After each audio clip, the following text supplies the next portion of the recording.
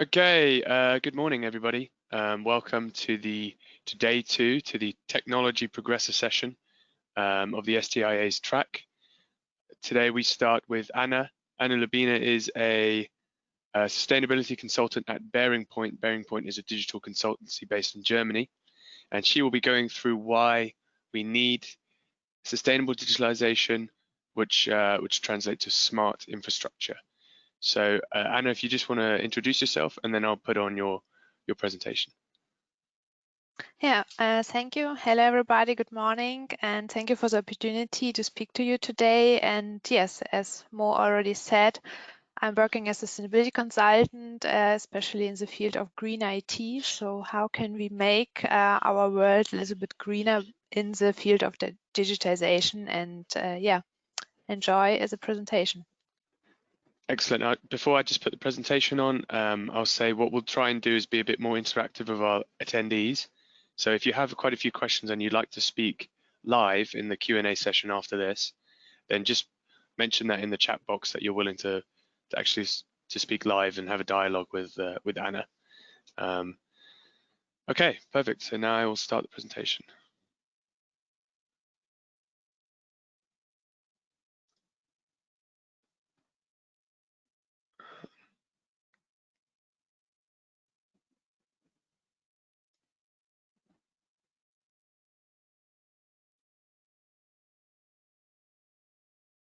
Hello everyone, my name is Anna Lyubina, and today I'm going to explain to you why we need a sustainable digitization.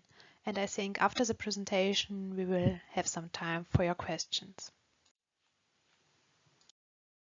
Briefly about me. I studied environmental sciences at the Leuphana University Lüneburg and then did my master's degree in sustainability, economics and management in Oldenburg. I am currently working as a sustainability consultant at BearingPoint, an IT consulting firm. Internally, I drive the Sustainability Agents initiative, and as CSR lead, I am the contract person for the Hamburg office. I am currently working in the field of green IT and digitization of environmental data. To begin, I would like to introduce to you David Attenborough. But who is he? He is a British wildlife filmmaker and naturalist. David Attenborough is best known for his award-winning nature documentaries. When he started his documentaries in the 1950s, television was just getting popular. This means he was able to see the entire technological development of digitization right from the start, and was part of it for his whole lifetime till now on. He also started Instagram at the age of 93 a few weeks ago. When he started his documentations, the world looked like the picture on the left. Today, we see the world like the picture on the right. Within the last 100 years, we, humans, have caused this development. In his last film, Alive on Our Planet, he draws attention to the dangerous effects of human activity. Climate change is not just a problem for nature and climate protectors, it's a general problem. It used to be known that you could only fell as many trees as you could grow back. Today, it has become a complex problem that can be found in all human fields. Today we know how much climate damage is caused invisibly, through digitization. The increasing digitization in all areas of the economy and society is resulting in all increasing need for processing power, which is also spurring the growth of the data center industry. In spite of further progress in efficiency, the electricity consumption of data centers increases markedly. The increasing prevalence of mobile internet devices, such as smartphones and tablets, as well as trends such as cloud computing, big data, and the increasing use of multimedia services by private consumers gave rise to a distinct increase in IT capacities in data centers. Let's begin with some numbers. 1. A year of use of one cell phone emits as much CO2 as 2 round-trip flights. 6.5. Internet communication technologies in the EU consume 6.5% of total electricity consumption in the EU and are responsible for 4% of worldwide emissions, 2% caused by data centers. Every search query on Google or email sent uses as much electricity as an energy-saving lamp per hour and causes up to 10 grams of CO2. 12. For 3/4 of all companies using cloud services, the fact that the data centers are operated in Germany is a must. The safe harbor ruling by the European Court of Justice, which declared the rules for transferring personal data between the US and the EU invalid, may give this trend a significant boost. In addition, operating their own data centers continues to be very important for companies in Germany as well. 93% of persons responsible for IT in companies consider operation of their own data centers important. Also, further efficiency gains were achieved in IT hardware and data center infrastructure. The electricity consumption of the data centers in Germany increased by 3% to 12 billion kilowatt hours. 22. Bitcoin and Co. are energy thieves. The electronic mining of digital currencies consumes as much energy as entire countries. The use of bitcoins causes about 22 megatons of carbon dioxide annually. 25. The number of virtual servers and data centers is increasing more strongly than the hardware stock. It increased to more than 3.5 million. Compared with other European countries, Germany has the largest data center market with a share of approximately 25% of European data center capacity, followed by the United Kingdom and France. Taken together, these three countries currently provide more than 60% of European data center capacity. 250. An autonomously driving car produces a data volume of approximately 250 GB per hour. 287. Data centers worldwide consume 287 terawatt-hours per year, and these are only examples. There are many more connections that we cannot measure yet.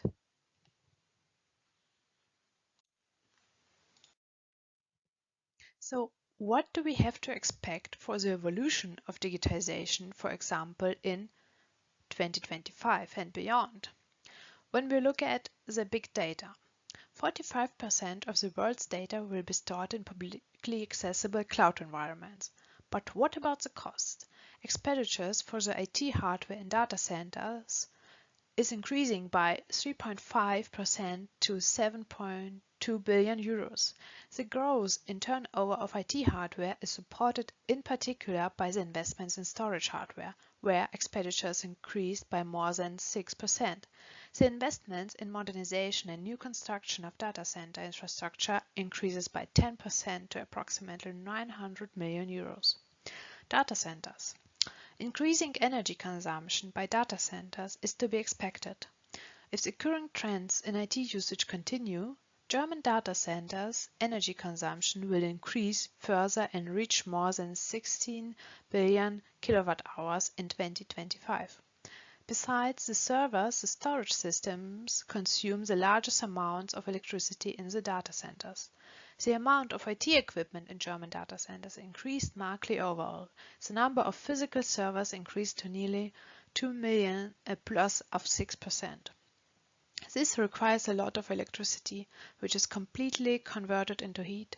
Every watt of electricity that goes in comes out as 1 watt of heat, and the computer chips produce more heat than the electric stove at home at the highest level. In such a data center, there are hundreds of thousands of disks right next to each other. The energy requirement is correspondingly high. 10% of the world's electricity is produced for the internet alone. For Germany, that means 33 million tons of CO2 per year. Trend ascending. When we try to analyze people's behavior regarding use of digital devices, we see some rebound effects. Streaming films, watching YouTube, that needs enormous infrastructure in the background and a lot of energy. About 10% of the electricity produced around the world is used to operate the internet. This requires ever higher computing power and thus more electricity, an enormous burden on the climate. Actually, that was the hope. Digitalization should reduce resource consumption. Paper would be not needed anymore. Business trips would be replaced by video conferences, according to the examples. So far, however, the opposite has occurred. You can shop quickly and cheaply on the internet, and a digital conference via smartphone produces a lot of emissions. In addition, Digitalization itself consumes enormous amounts of energy. Almost 8% of global CO2 emissions will be due to digital services in 2025, which have a short lifespan because people like to buy a new smartphone each year. Rebound effects are wiping out progress in climate protection in many areas. In the case of streaming services, this becomes very clear. The computers are becoming more and more efficient, so they consume less power. The technology industry uses this argument to say, look here, we are becoming more and more ecological. But that is often not true, because at the same time the resolution in which videos are streamed is constantly increasing, so you need significantly more computing power again. In the end, the power consumption is often higher than before. According to a new study, global energy consumption for the production and use of electronic devices and the necessary infrastructure, especially servers and networks, is increasing by 9% annually. From this, we follow the fully digital world is not the solution to the climate crisis. When we talk about crisis, we also have to consider the international dependencies between countries, and in this case, the digital dependencies. Experts say the digital overconsumption is not a global phenomenon. It is caused by the rich countries. This goes hand in hand with the human rights violations, with severe environmental pollution, especially in the countries of the global south. We manufacture here in the global north electronic waste, which is then mostly shipped back to the global south. Not to forget the global warming, which has worldwide consequences through the digitally caused emissions. We have never been so dependent on the functionality of our mobile and landline network as we are today. The spread of the COVID-19 virus has moved most of the office goers their daily work to home.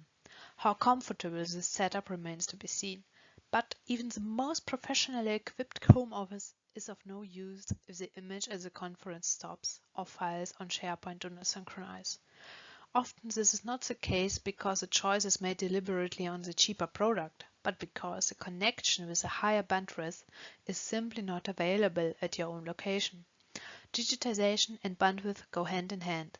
In a recently published study on behalf of the Family Business Foundation was mentioned that 90% of the nearly 2,500 companies surveyed consider expanding their digital infrastructure to be suitable or very suitable for making the economy more resilient in times of crisis.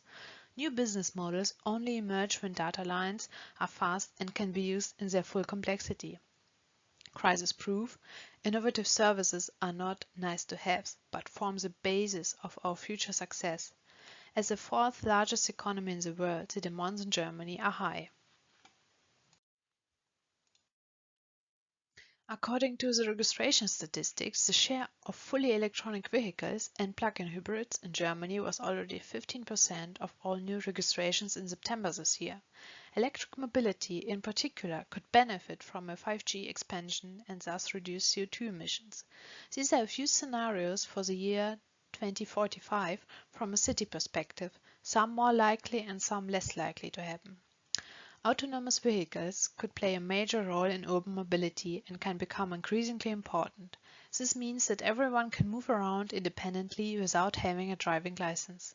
There will be no more new registrations of combustion engines.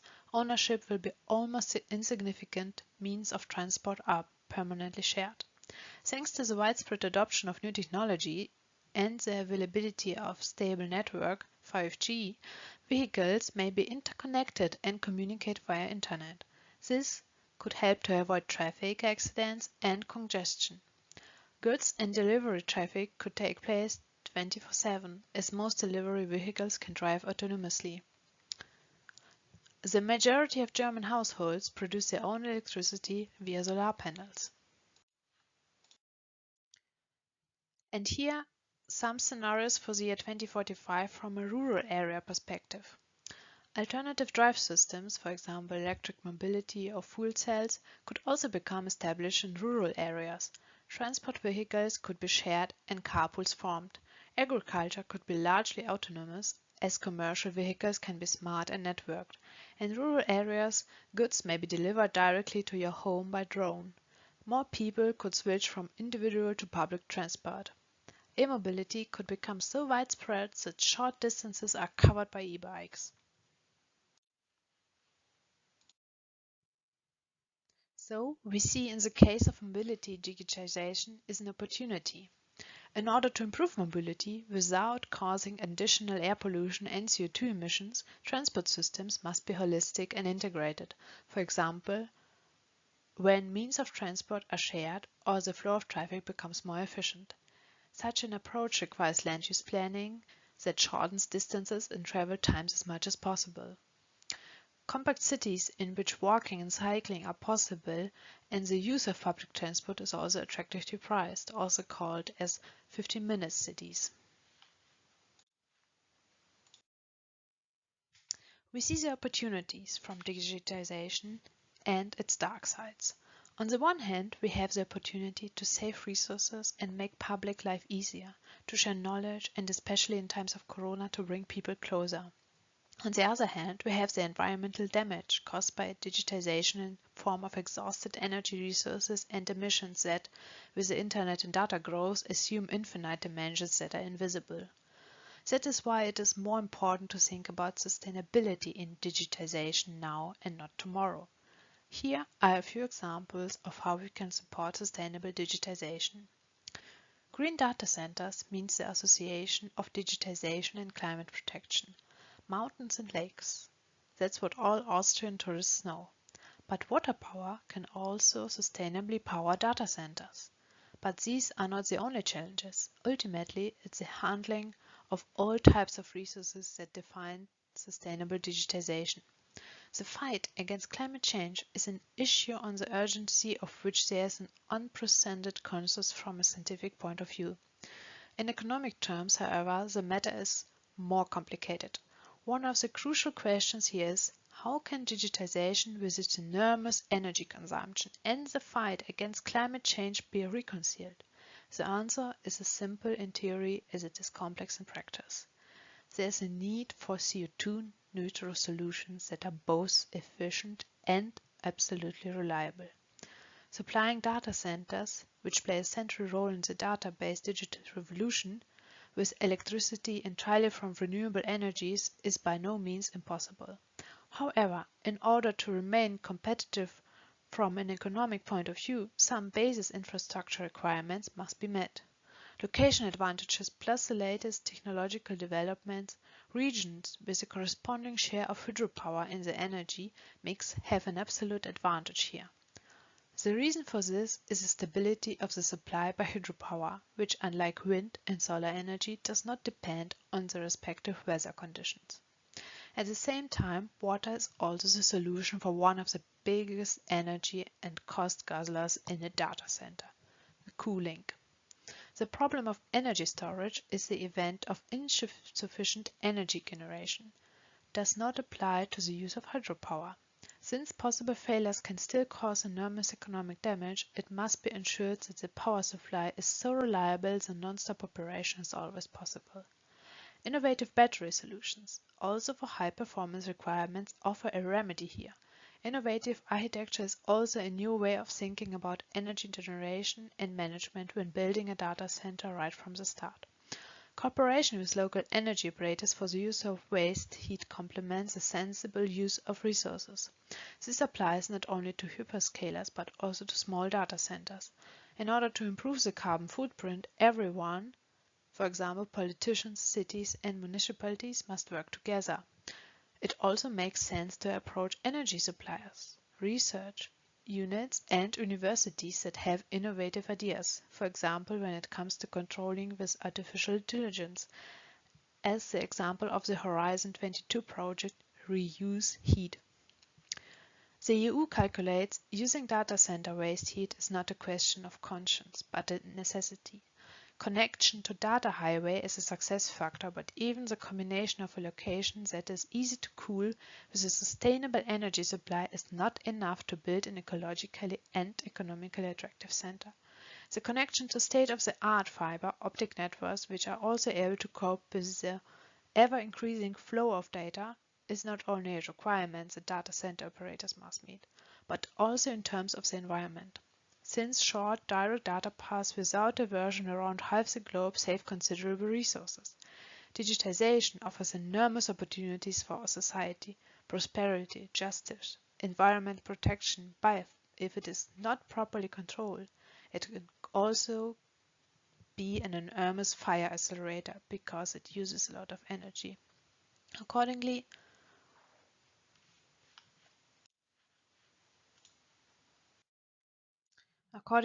what we do, how we do it, and when we do it will lead to what we'll see next. Thank you so much for your attention.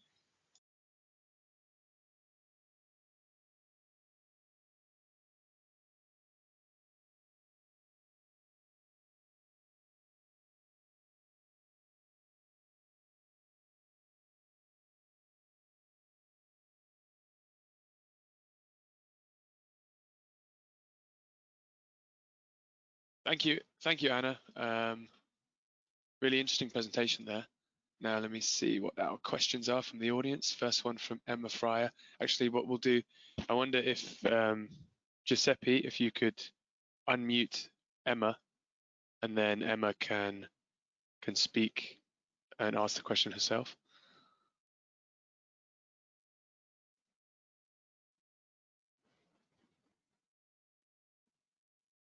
Yes, just 1 second. Hi. Okay, Emma. Morning, Hi. Emma. Hi, I'm just really a bit anxious about where your data's coming from. Some of it looks like it's coming from the Shift project, but we compile a lot of data, and we don't just do it from modelling. We actually measure the data used in the UK sector, and none of our figures resemble any of the data you're using. So if we're going to have this discussion, you must start from reliable data sources. I don't think your smartphone figure is right. Your data center figures are certainly not right. So, and also later on when you're talking about cooling, I think you talked about water cooling. I think you probably mean immersive cooling, which is not the same thing, because actually using water and cooling is a problem in data centers that we're trying to get rid of, not move towards. And things like waste heat, you can only use the waste heat from the data center if there's a heat network infrastructure there. Data centers are perfectly happy to supply waste heat, but there has to be infrastructure and a customer there, and sometimes they're not in those places. So there are a number of things. What we've done a energy route map, which actually talks through that all those kind of problems and how the sector's dealing with it in the UK, but it is only UK focused, so it doesn't go globally. But I would really check your source data, because I saw some real howlers among that. Yeah, thank you for your comments and the topics. Well, I've done some researches, but most of the data are also predictions, so for the year 2025 or 2045. And the other data is based on the German scientific researches that is done here in Germany and also mostly for Germany, and is then compared to a global scale. So, well, this is, this scientific data, but also from my projects I'm working on with my clients here in Germany too. So yeah, the German data, and thank you for your comment. So that was Emma Fryer from Tech UK. It's great that Emma has a lot of sources that she can measure from. I know it's ironic that in the data center industry we have a lack of data, which is quite frustrating for everyone involved. I don't see any other questions in the question box, so I'll open with a question. Like you said, how do we get it CO2 neutral, cost efficient, and reliable? Because that seems like something that's very difficult to square for everyone in the industry. There always seems to be something that's giving there. So we can never find having all three. So how do we square that?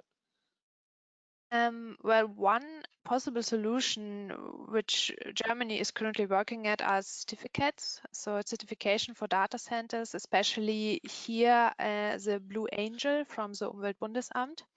And with a certificate, data center has to meet some criteria, and then you can measure and make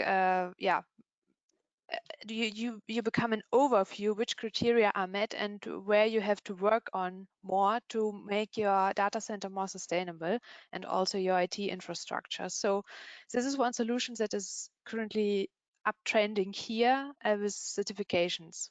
So I don't know if it's possible for the rest of the world or for the global perspective, but here it's gonna be, yeah, I think a lot of discussions and political pressure. And how is the uptake of Blue Angel, whatever that was? What do How you many? mean? Is it popular? Is it something that's catching on? It's very difficult to get a Blauer Engel for your data center. Currently, I know from a data center in Hamburg that has the certification, but it's very, very difficult, and that's why we have so much political discussions about it. But I think it's necessary, because when we don't move forward, when we don't meet some criteria from this, the data centers will still remain at the same point of CO2 emissions like they are now. Interesting. And so you mentioned quite a lot of, why we should act now. Where do you think where should we act first in order to make most difference? Well, I would like to think about ourselves.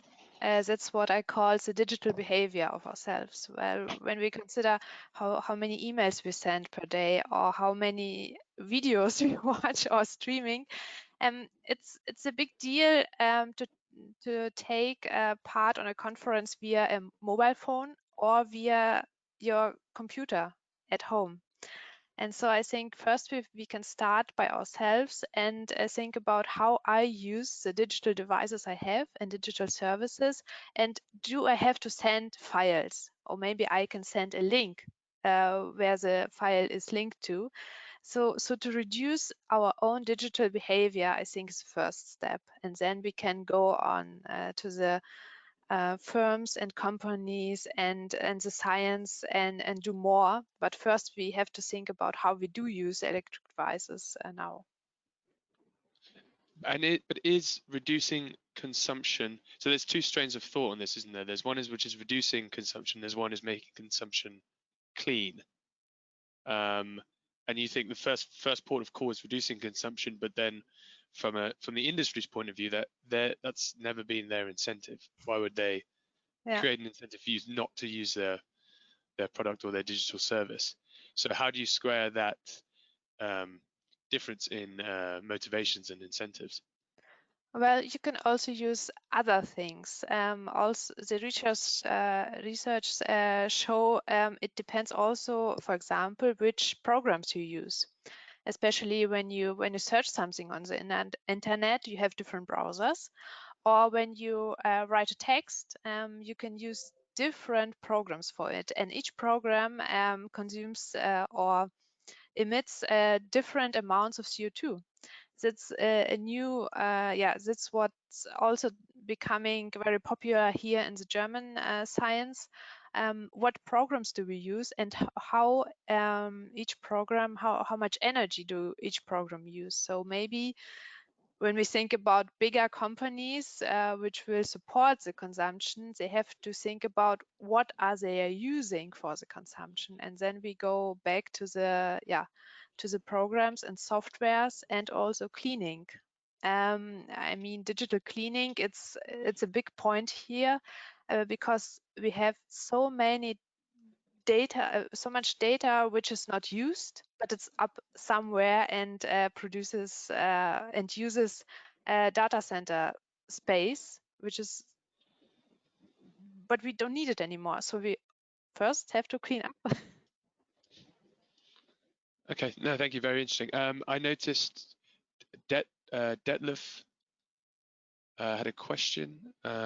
So Giuseppe, is it possible to unmute Detlef, and then he can ask his question for himself? Yes.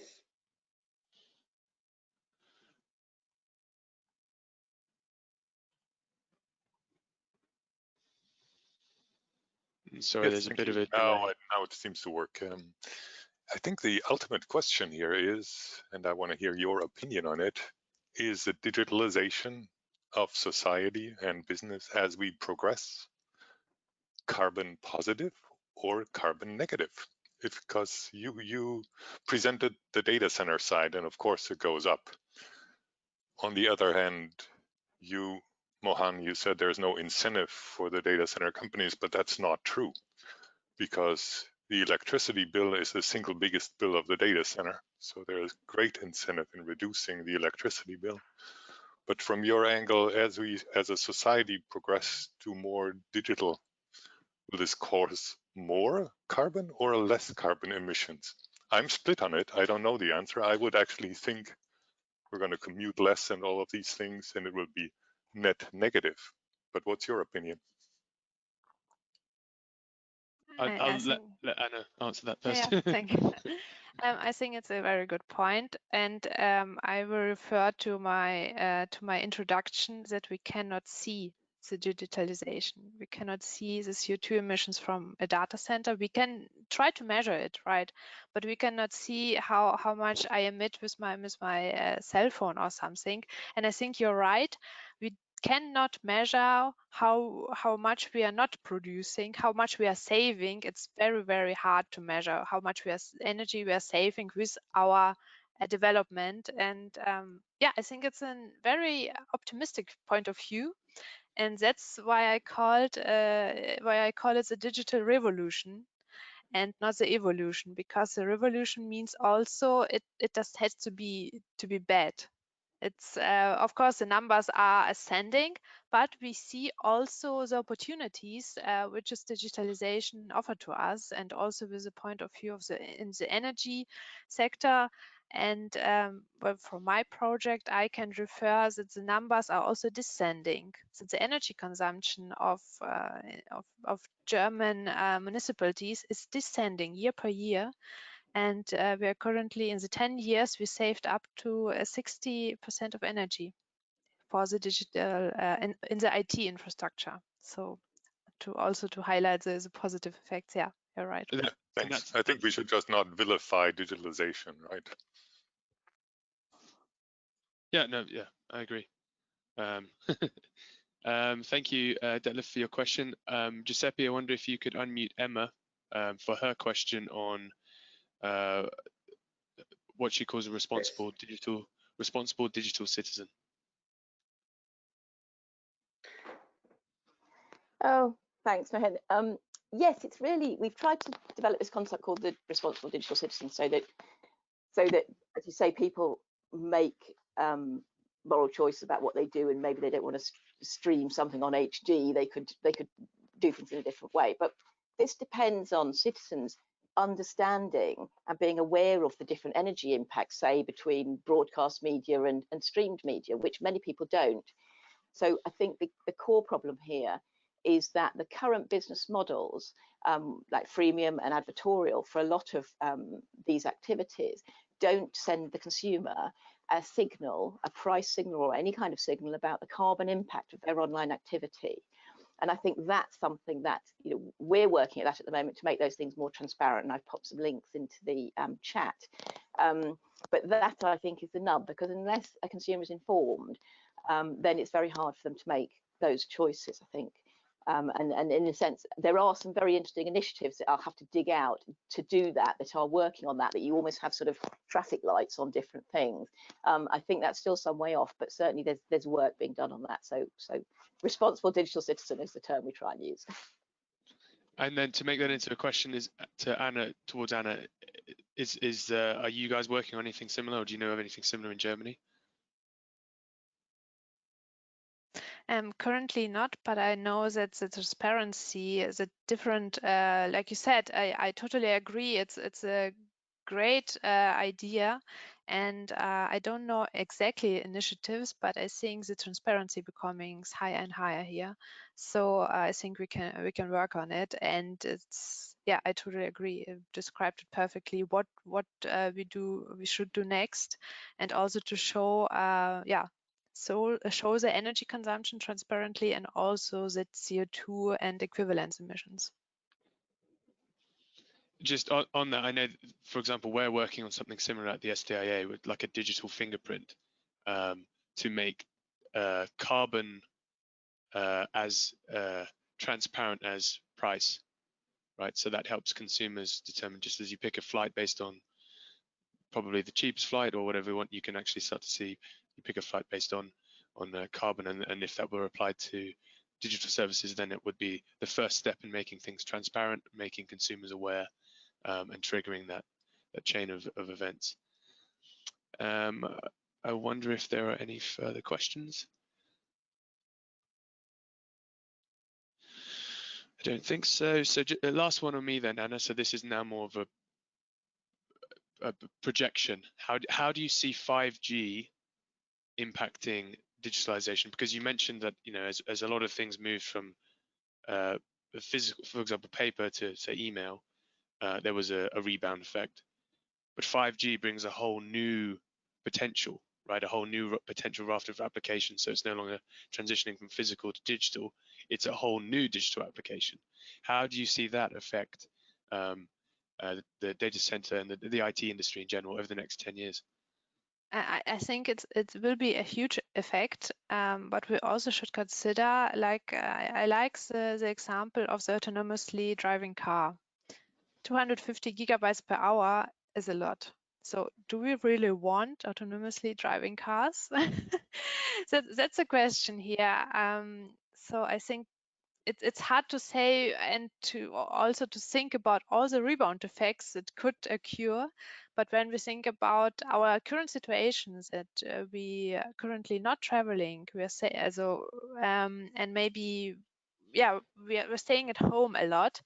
So maybe a 5G will be an opportunity to connect our local life more, like I showed with the city and the rural area perspectives, that we stay more locally and we need to move locally and we need to have our services locally. So we don't need to drive to the next big city, but have through 5G the services at home and can connect more and have a little bit another lifestyle than now, maybe. Okay, perfect. Thank you, Anna, for your presentation and your time. Do you mind if I post your contact details in the chat, your email address, so that if people can, sure. people want to, they can reach out to you? And just a reminder for all the audience members, the presentations and the videos will be online immediately after the conference for you to view or to download in your own time. So without, thank you. Perfect. Thank you, Anna. Thank you for your you. time. And I would like to introduce the next speaker, but he's not actually here yet. So I think what I'll do is I'll take let's take a 5-minute break and let everyone get a coffee. And then once Trevor is back, Trevor can start on his presentation. His presentation basically takes what Anna said about the need for smart infrastructure, and he takes it further. He brings in the element of the electricity map and basically decarbonizing the electricity grid and how that could be linked to a lot of our consumption of digital services. So I think we'll go for a 5-minute break, and then at 9:45 European time, hopefully Trevor will be here and we can present.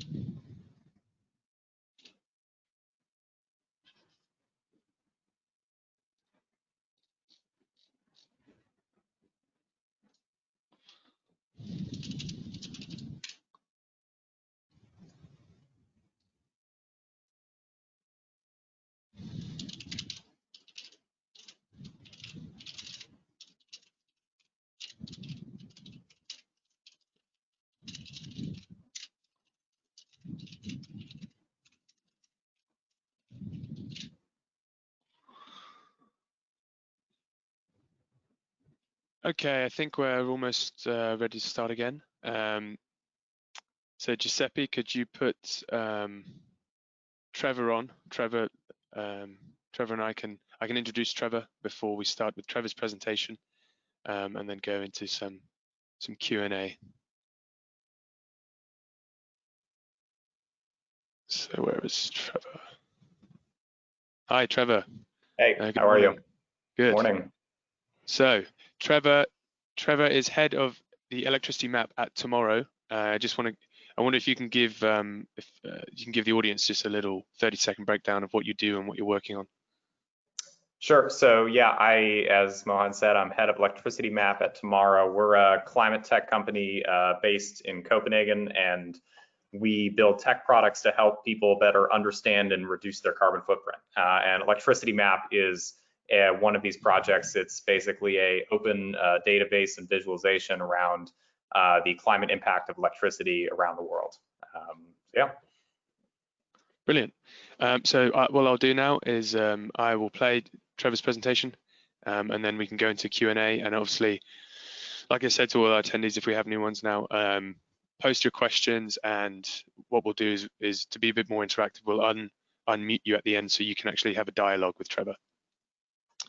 So Giuseppe, if you can make me a speaker.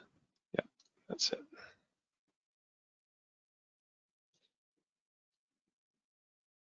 All right, hello everybody, and thanks for joining. And welcome to my talk entitled Bring the Climate Impact of Electricity Back to Reality. My name is Trevor Hinkle. My info here is a bit obscured by my video, but I manage the electricity map team at Tomorrow, a climate tech startup based in Copenhagen. So today we'll talk about a few things. First, I'll just introduce electricity map and Tomorrow and our vision around climate and energy, and of course how that plays into sustainable digital infrastructure as focused on by the SDIA. Then I'll talk about the idea of how we measure the climate impact of electricity now. This is something very important to our work, especially at electricity map. Then I'll go over what we see as some of the flaws in this system, and then I'll put forward a proposal, which we've already started putting into action with some of our partners for a new way of measurement that we think can ultimately drive further climate action, particularly in the context of digital infrastructure. So to start out, just a bit about us, Tomorrow. This is the Tomorrow part of the Tomorrow team. We are a group of technologists with passion about climate change, and for the past couple of years, we've been really digging into this topic. And as you can see, many of us come from large and small tech companies and a variety of backgrounds. But what we share is a passion for solving climate change and with technology and unscalable ways. So, I'm sure many of you have seen a graph like this before, but I think in many of our talks we like to bring it back to the kind of ultimate point of why we're doing this, and that's that climate change is, as we see it, the biggest challenge of our time. The data, as you can see from this classic chart on ppm, is undeniable, and we've written extensively about this and our perspective on this point.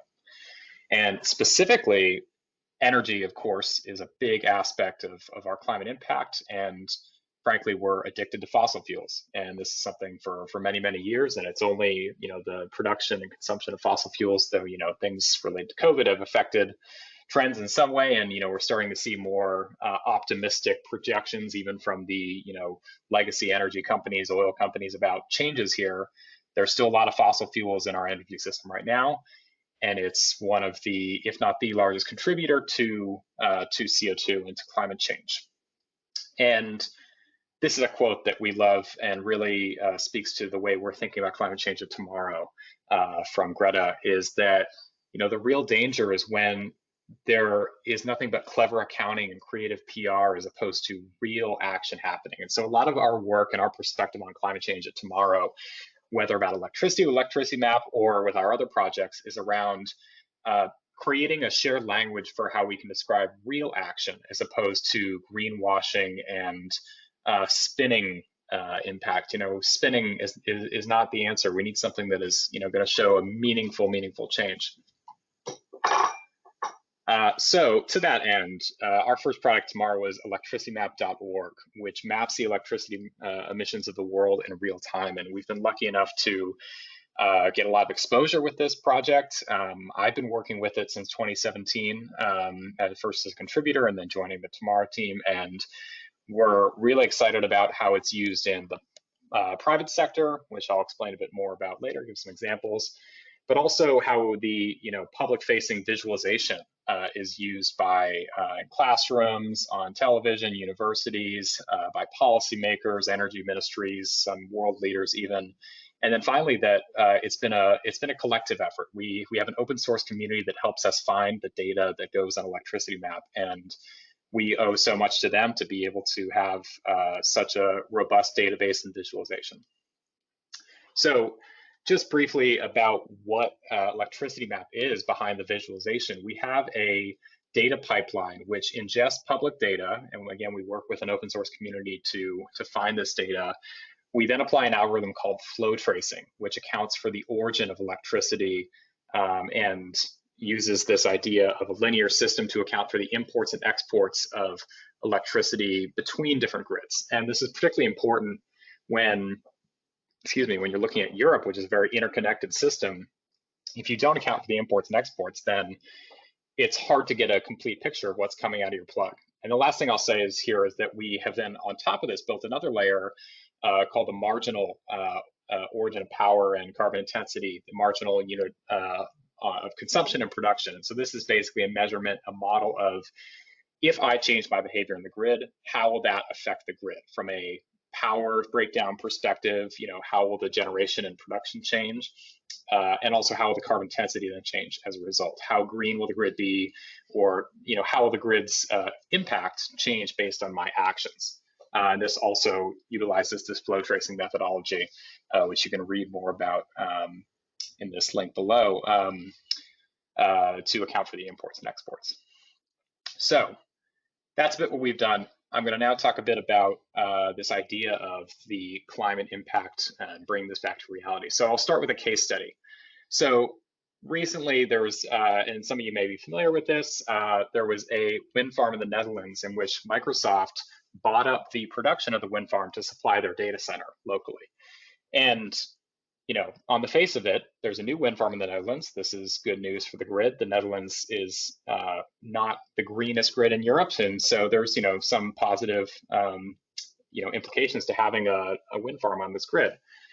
The problem here, though, is that the local citizens felt a bit slighted. They thought, well, there's a big data center that's getting all of this green electricity. What about us? This was marketed as powering over 300,000 households, but what about us? And this, I think it's hard to argue that this, having this wind farm here wasn't a positive development. And so I think the question becomes, how do we describe this? What is our framework for describing how this action by Microsoft, Vattenfall, the people running the wind farm, and their interchange with the community, how does this really affect the grid? In this case, they're buying the right to the electricity, but they don't necessarily control the way electrons are going. And so at the end of the day, a lot of this power may still end up going to these households, which thought that it was going to the data center. So there's this kind of irregularity or a reckoning between the way looking at electricity markets and who's buying and selling the rights to electricity and the kind of physical realities of the grid. And this is something we think about a lot at Tomorrow. And so the question here becomes, how do we measure the impact, the additionality? If you think about it in the terms of, we talk about additionality and carbon offsets as well, the additionality of this action, and who is getting the benefit here, and how do you best describe what happens and kind of assign responsibility and things like that? It's a challenging case. So to take a step back, this is kind of, as we see it, the way the world can and does measure the climate impact of electricity use from, say, an accounting perspective. And this is key because we really believe, accounting isn't always the sexiest topic, but we do believe that it's a really important in this case, a framework to be able to take climate action within the context of electricity and other aspects of your carbon footprint as a business or entity or a nation. So anyway, we have kind of two basic kinds of accounting. We have attributional accounting, which is basically saying how much carbon have I emitted as a result of my consumption in a given period. So we have two main approaches. We have the location-based approach, which is basically saying, how can we most effectively capture the physical flows of electricity and what is coming out of the plug and that I am plugged into in the kind of metaphorical sense, with a big company in a data center, for example.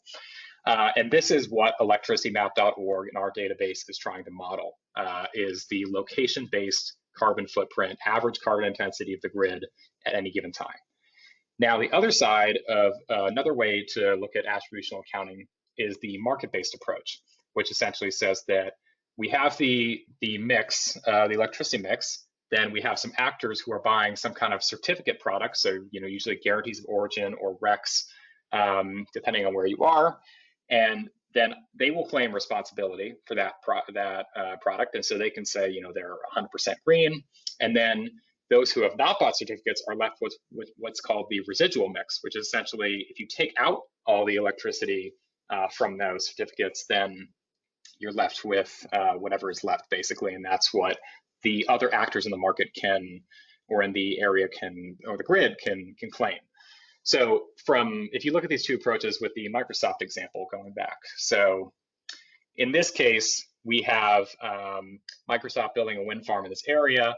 From the location-based approach, then the changes in the grid, the responsibility of that is basically shared by Microsoft and by, for whatever amount they consume, and by anyone who's living there and getting power electrons through their grid, through their plug. Then if we look at the market-based approach, Microsoft in this case has essentially bought all of the,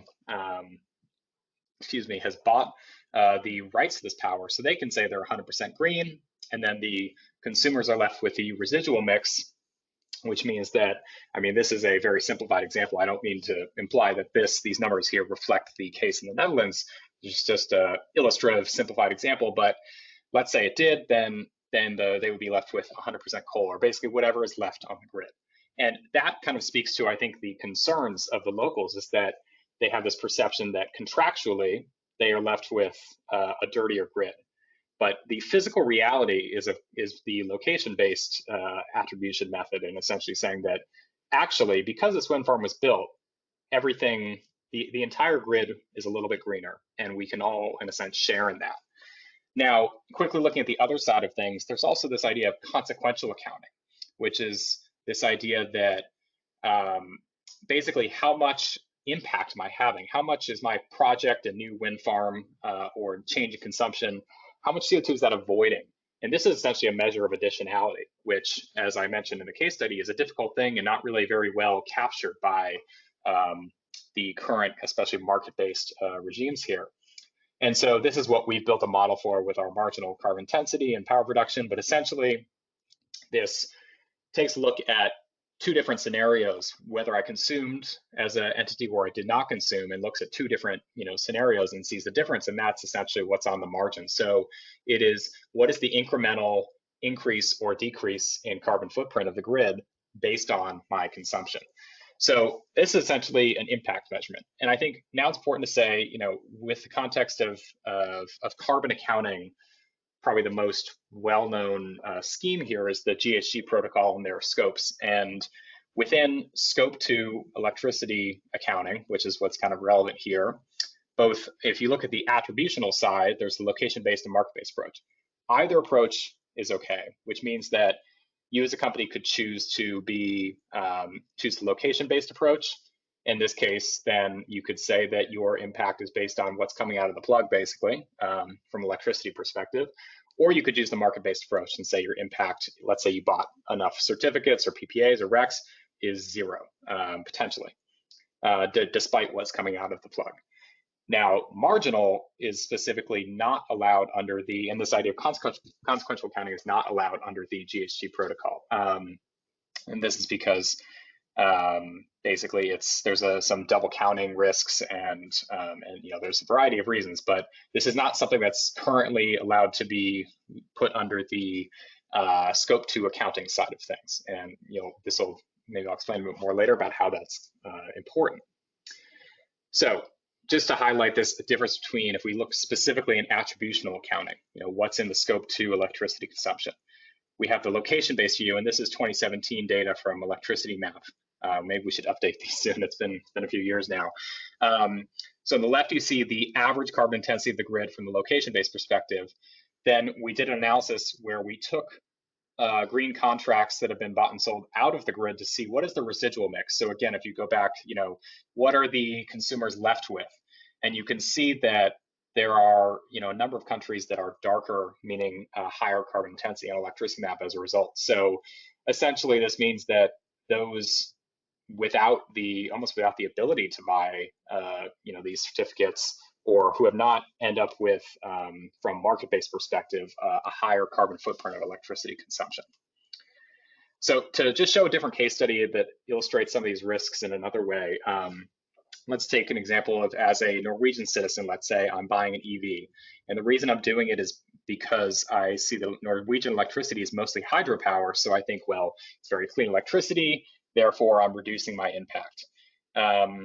But if you look at the, again, residual mix from a market-based perspective, Norway has actually sold most of their certificates throughout Europe to, let's say, a data center company and somewhere else who wants to be 100% green.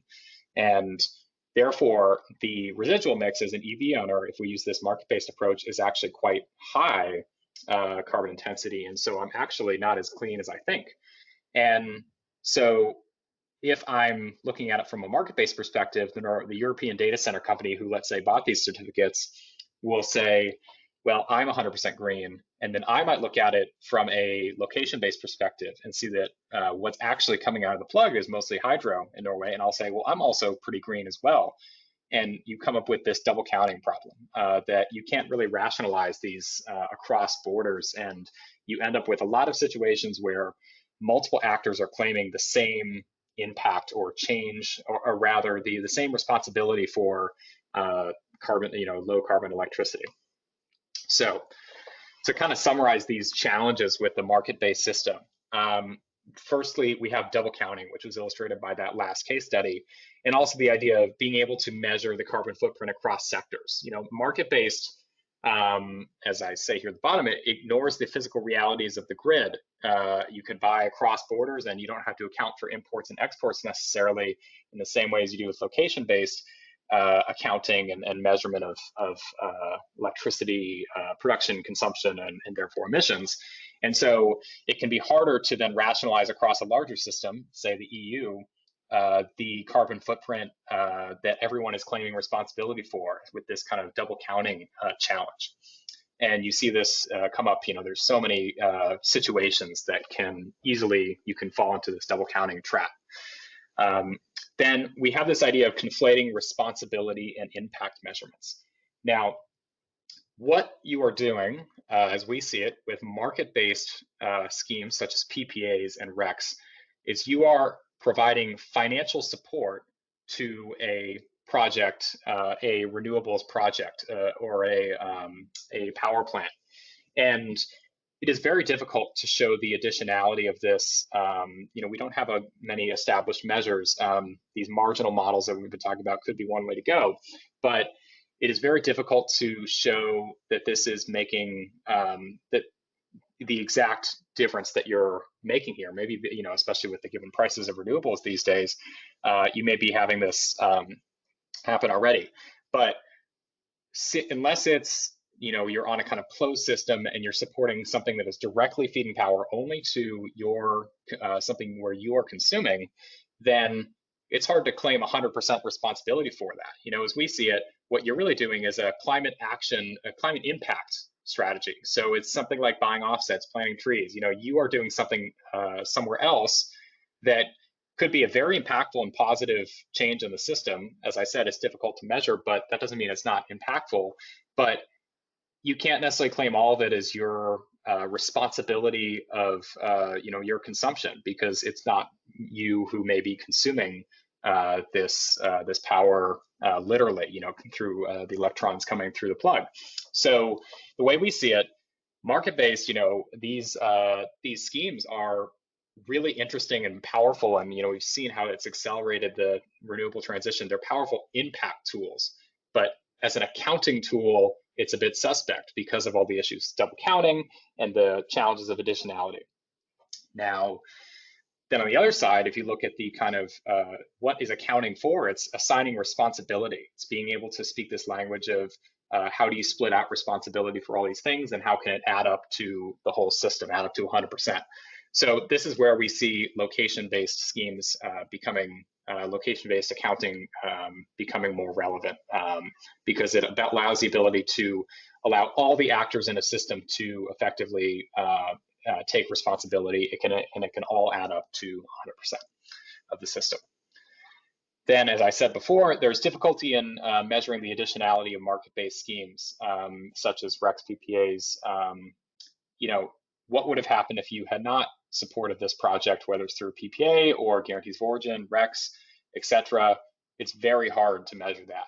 There's lots of things that we can do, and this is where, again, the marginal models come in, but this isn't often, at least historically, used too much. It's not something that, at least I've seen us diving too deep into when we talk about the impact. It's more that the purchaser and purchasee are kind of claiming that the impact is there, and implicitly this project wouldn't have happened without that, and that may not be true.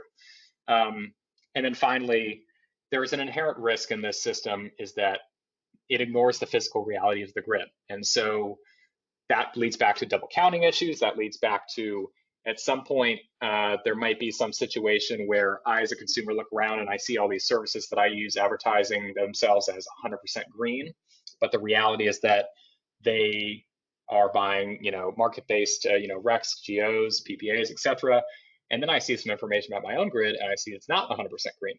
And there's a reckoning here, and it's frankly a reckoning with physics. And so there's, compliance and future regulation risks here. And this is kind of the overarching problem that we see is that there's physical realities of the grid that we can't ignore. And if we can have a system that respects those realities of how electricity is flowing across borders, where generation and production is, then we can have a more actionable framework for action, I guess. So the framework that we would propose for how to bring this climate impact electricity measurement back to reality, as you could say, the physical reality. And I have these steps, and it's not necessarily say one is more than the other. They're kind of two parallel steps.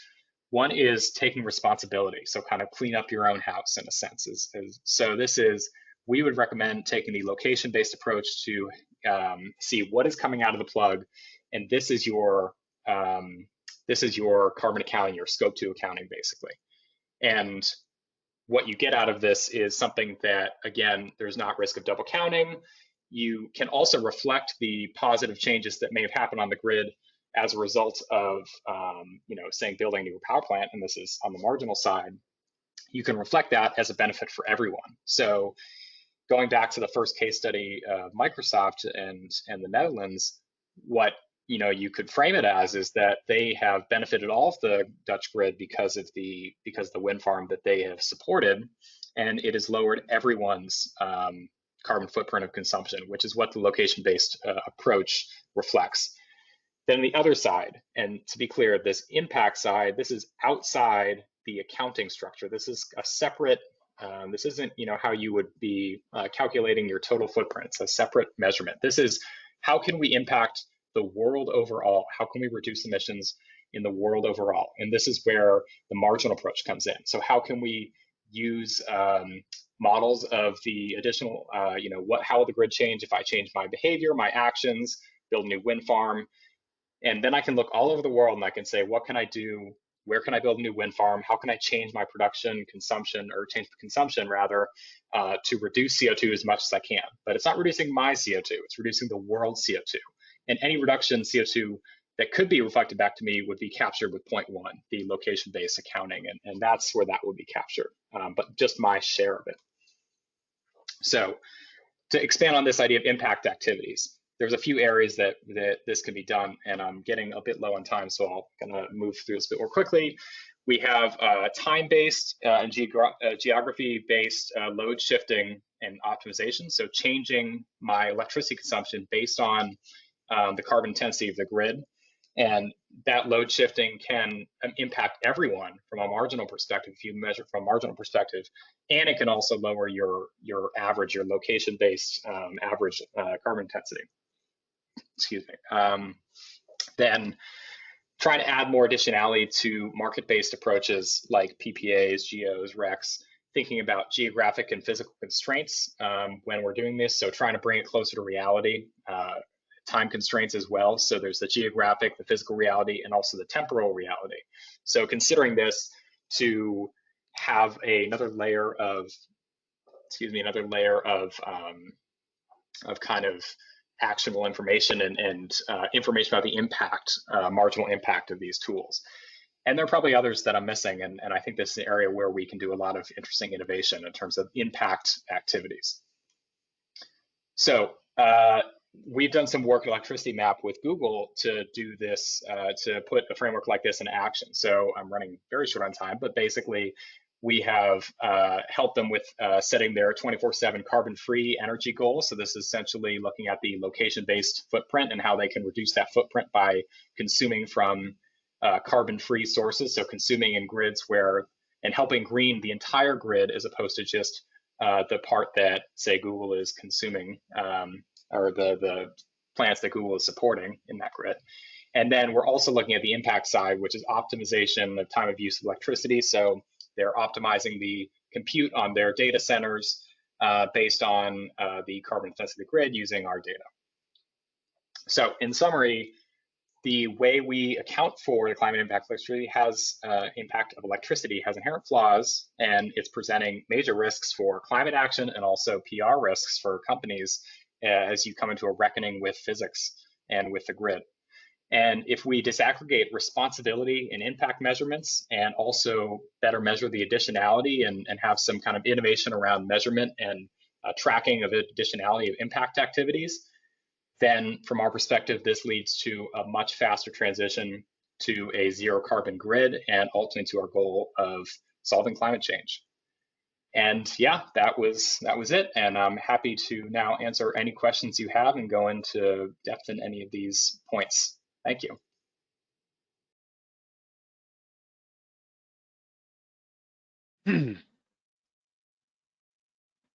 Okay, thank you, Trevor, for a fantastic presentation. I don't know if on my presentation it got a bit fuzzy at the end, and I know you've been working with Google.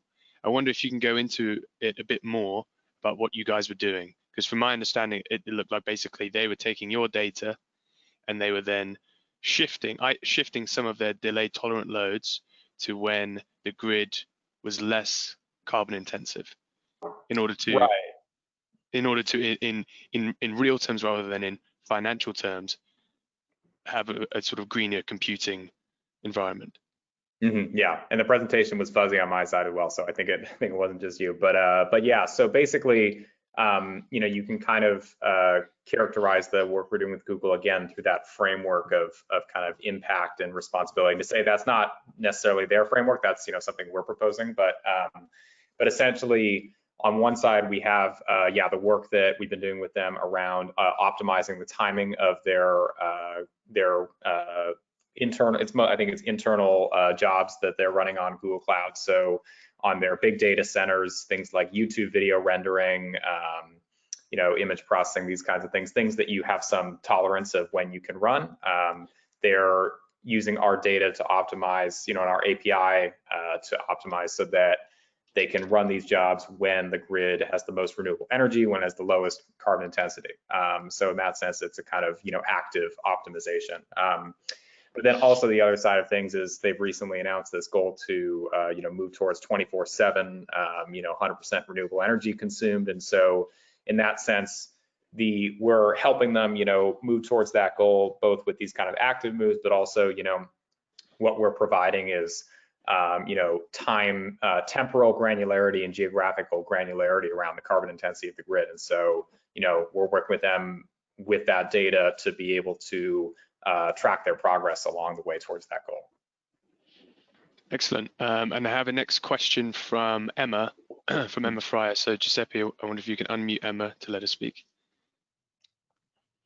Yes, just 1 second. And okay, Emma. Hi, sorry, I'm trying to remember exactly how I phrased my question, but thanks for a fantastic presentation. That was really an eye-opener. I love your residual map. My question is really practical. So I look after UK data center operators, and we have a lot of legacy sites in urban areas. So the location-based approach is not really an option. And we've been moving firstly down the REC route and more recently down the PPA route. So are you saying that actually we should be thinking about these other options? And if so, won't that interfere with their GHG accounting? Because obviously they want to be able to demonstrate robustly what they're doing, and at the moment the current mechanisms seem to favour those other two approaches. So what should they do is really my question. What do we do? Yeah.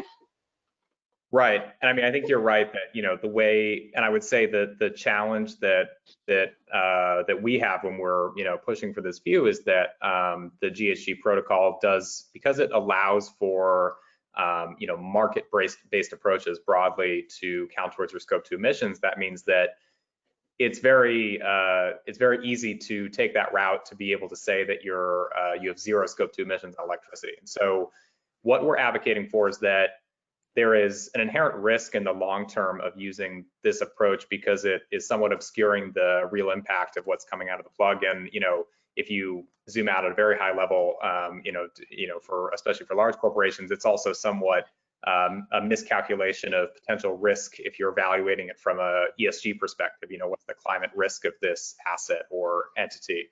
So within this particular context, I would say, location-based is still an approach, that one can take in a more kind of descriptive sense to say, this is actually what our impact is. And I think the advantage of taking that approach, even with legacy assets, is that you can kind of preempt questions by having extreme transparency, basically, around the footprint.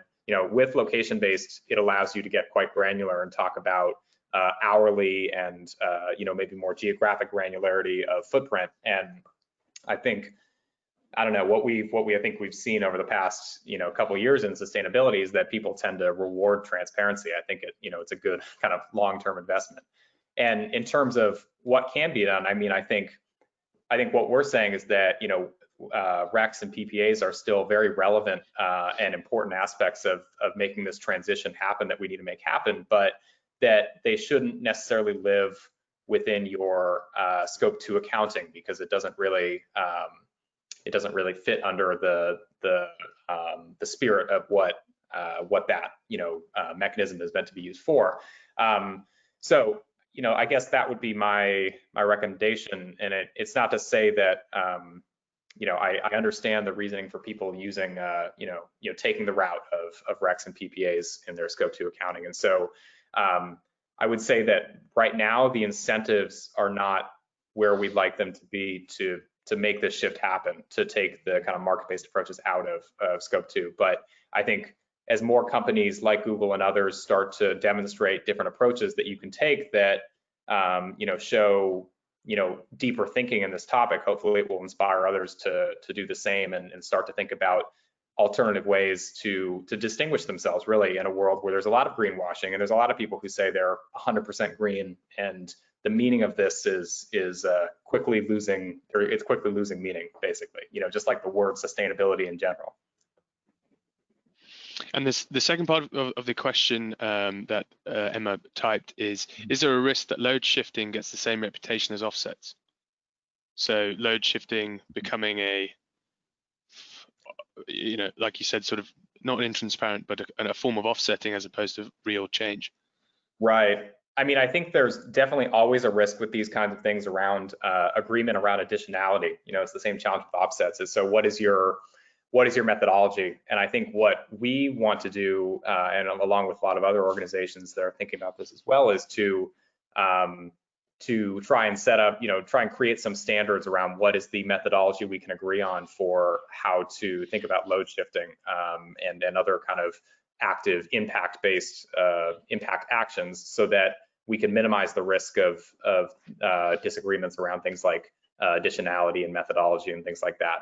I mean, to be clear, load shifting doesn't always have to be across different geographies. It can be, there's geographic load shifting, which I do think, can have maybe a bit more risk in terms of the perceptions and challenges that offsets face, because of the idea that you're doing something that's outside, you're not necessarily cleaning up your own house, so to speak. But I think, time-based load shifting has less of that risk, because you're keeping it, it's just a matter of when you're doing the consumption rather than where. But yeah, I would say both of them do have some of those risks inherently, I would say. And with that, so time-based load shifting, the other example used there was space-based load shifting. We call it load migration. I know a couple companies have looked at this, and they've found that actually shifting larger amounts of data to another data center may not be that. I mean, I've heard mixed reviews, I could say, on that, because some say like the shifting of the data is itself so energy intensive that you don't necessarily gain anything in terms of carbon emission reductions. Yeah, to be honest, I'm not an expert in that area, and I think from my understanding, it's a bit early days as to how this could work and if there are benefits. And I imagine I definitely can see that challenge there around the actual shifting of data. So I think it's a question of also the context and maybe in specific cases it's much more reasonable and the trade-off is positive, and sometimes it's not. And now, so I want to ask a question on your location-based approach. How granular do you get with respect to time and also with respect to location? Because I mean, there are different physical flows of electricity, right? That vary every day, especially the more renewables we have, the more variable the flows become. So actually, can you take an average over an area, or do you have to actually look at the individual transmission cables and the flows within those cables in real time? Right. I mean, I think from a kind of methodological perspective, you'd want to get as granular as you can on both fronts in terms of being pragmatic and having something that can be used, and also some data that can be standardized and collected. The approach we've taken is basically we standardize temporarily on a hourly basis, and then geographically we basically go as far as we can in terms of in some, if you go to ElectricityMap, you can see a visual representation of our database basically in terms of the geographic side of things. And in some cases, for example, in Italy, we've split Italy up into 6 regions, I think it is, to represent the grids there. Whereas France, we have 1 region for the whole country. We're actually investigating integrating data to split France up into regions. We've got a new data source there, but we're kind of limited by our data sources in that sense.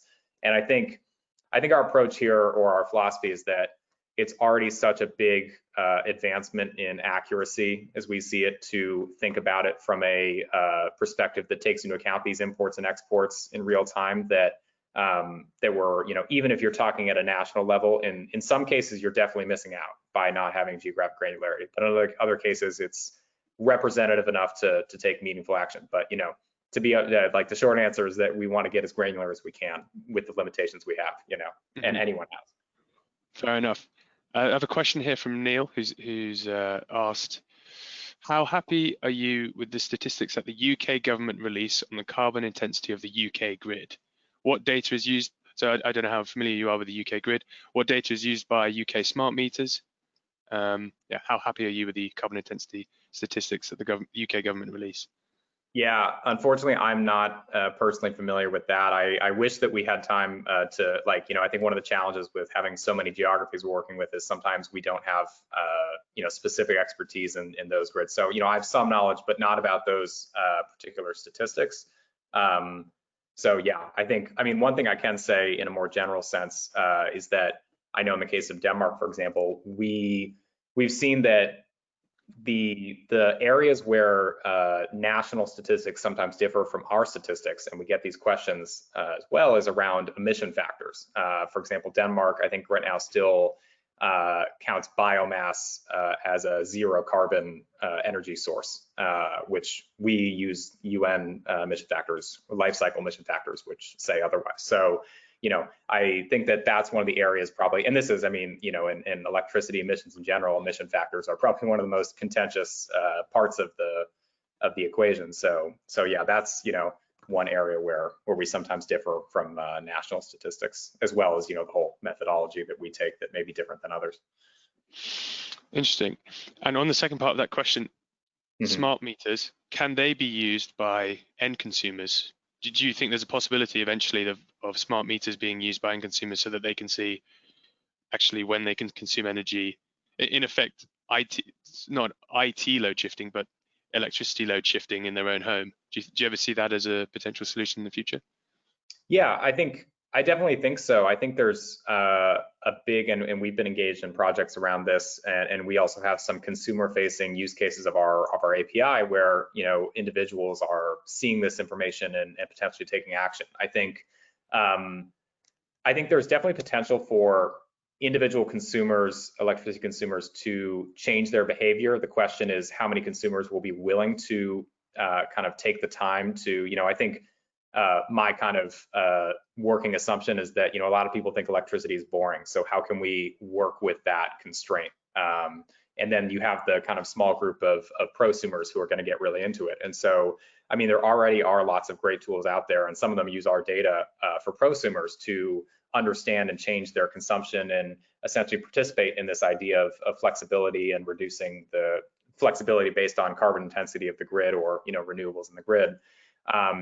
But then I think on the other side, I think there are some really interesting opportunities to build systems where consumers can opt in and then things happen in the background, and there's an optimization that happens within constraints that allow them to be comfortable and live their lives and not really have to think about it. But then that allows some larger entity, some kind of aggregator, to take 1,000 homes and load shift all of them at once in some way. So that's personally where I think there's maybe more potential.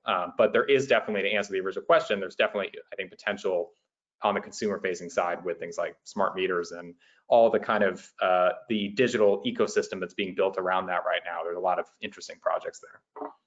Yeah, very interesting. And that goes to answer or in the same theme of what Emma asked about an hour ago on transparency. Because if you don't know, you'll never change. And actually, the smart meters potentially bring that level of transparency that make consumers aware of how they could change, although it's obviously a different consumer group than data centers. Last question here from Ulrika. She'd like to know about the Google example. Where can she find more information on it, and who can she talk to? Yeah, so the Google Sustainability website, I can find a link and maybe send it in the chat or something, but they've had some blog posts around what they do with us on load shifting with the data centers, and they posted a white paper about their 24/7 approach that goes into some more detail on this and how they plan on meeting this goal. So I would say that's probably the best place to go.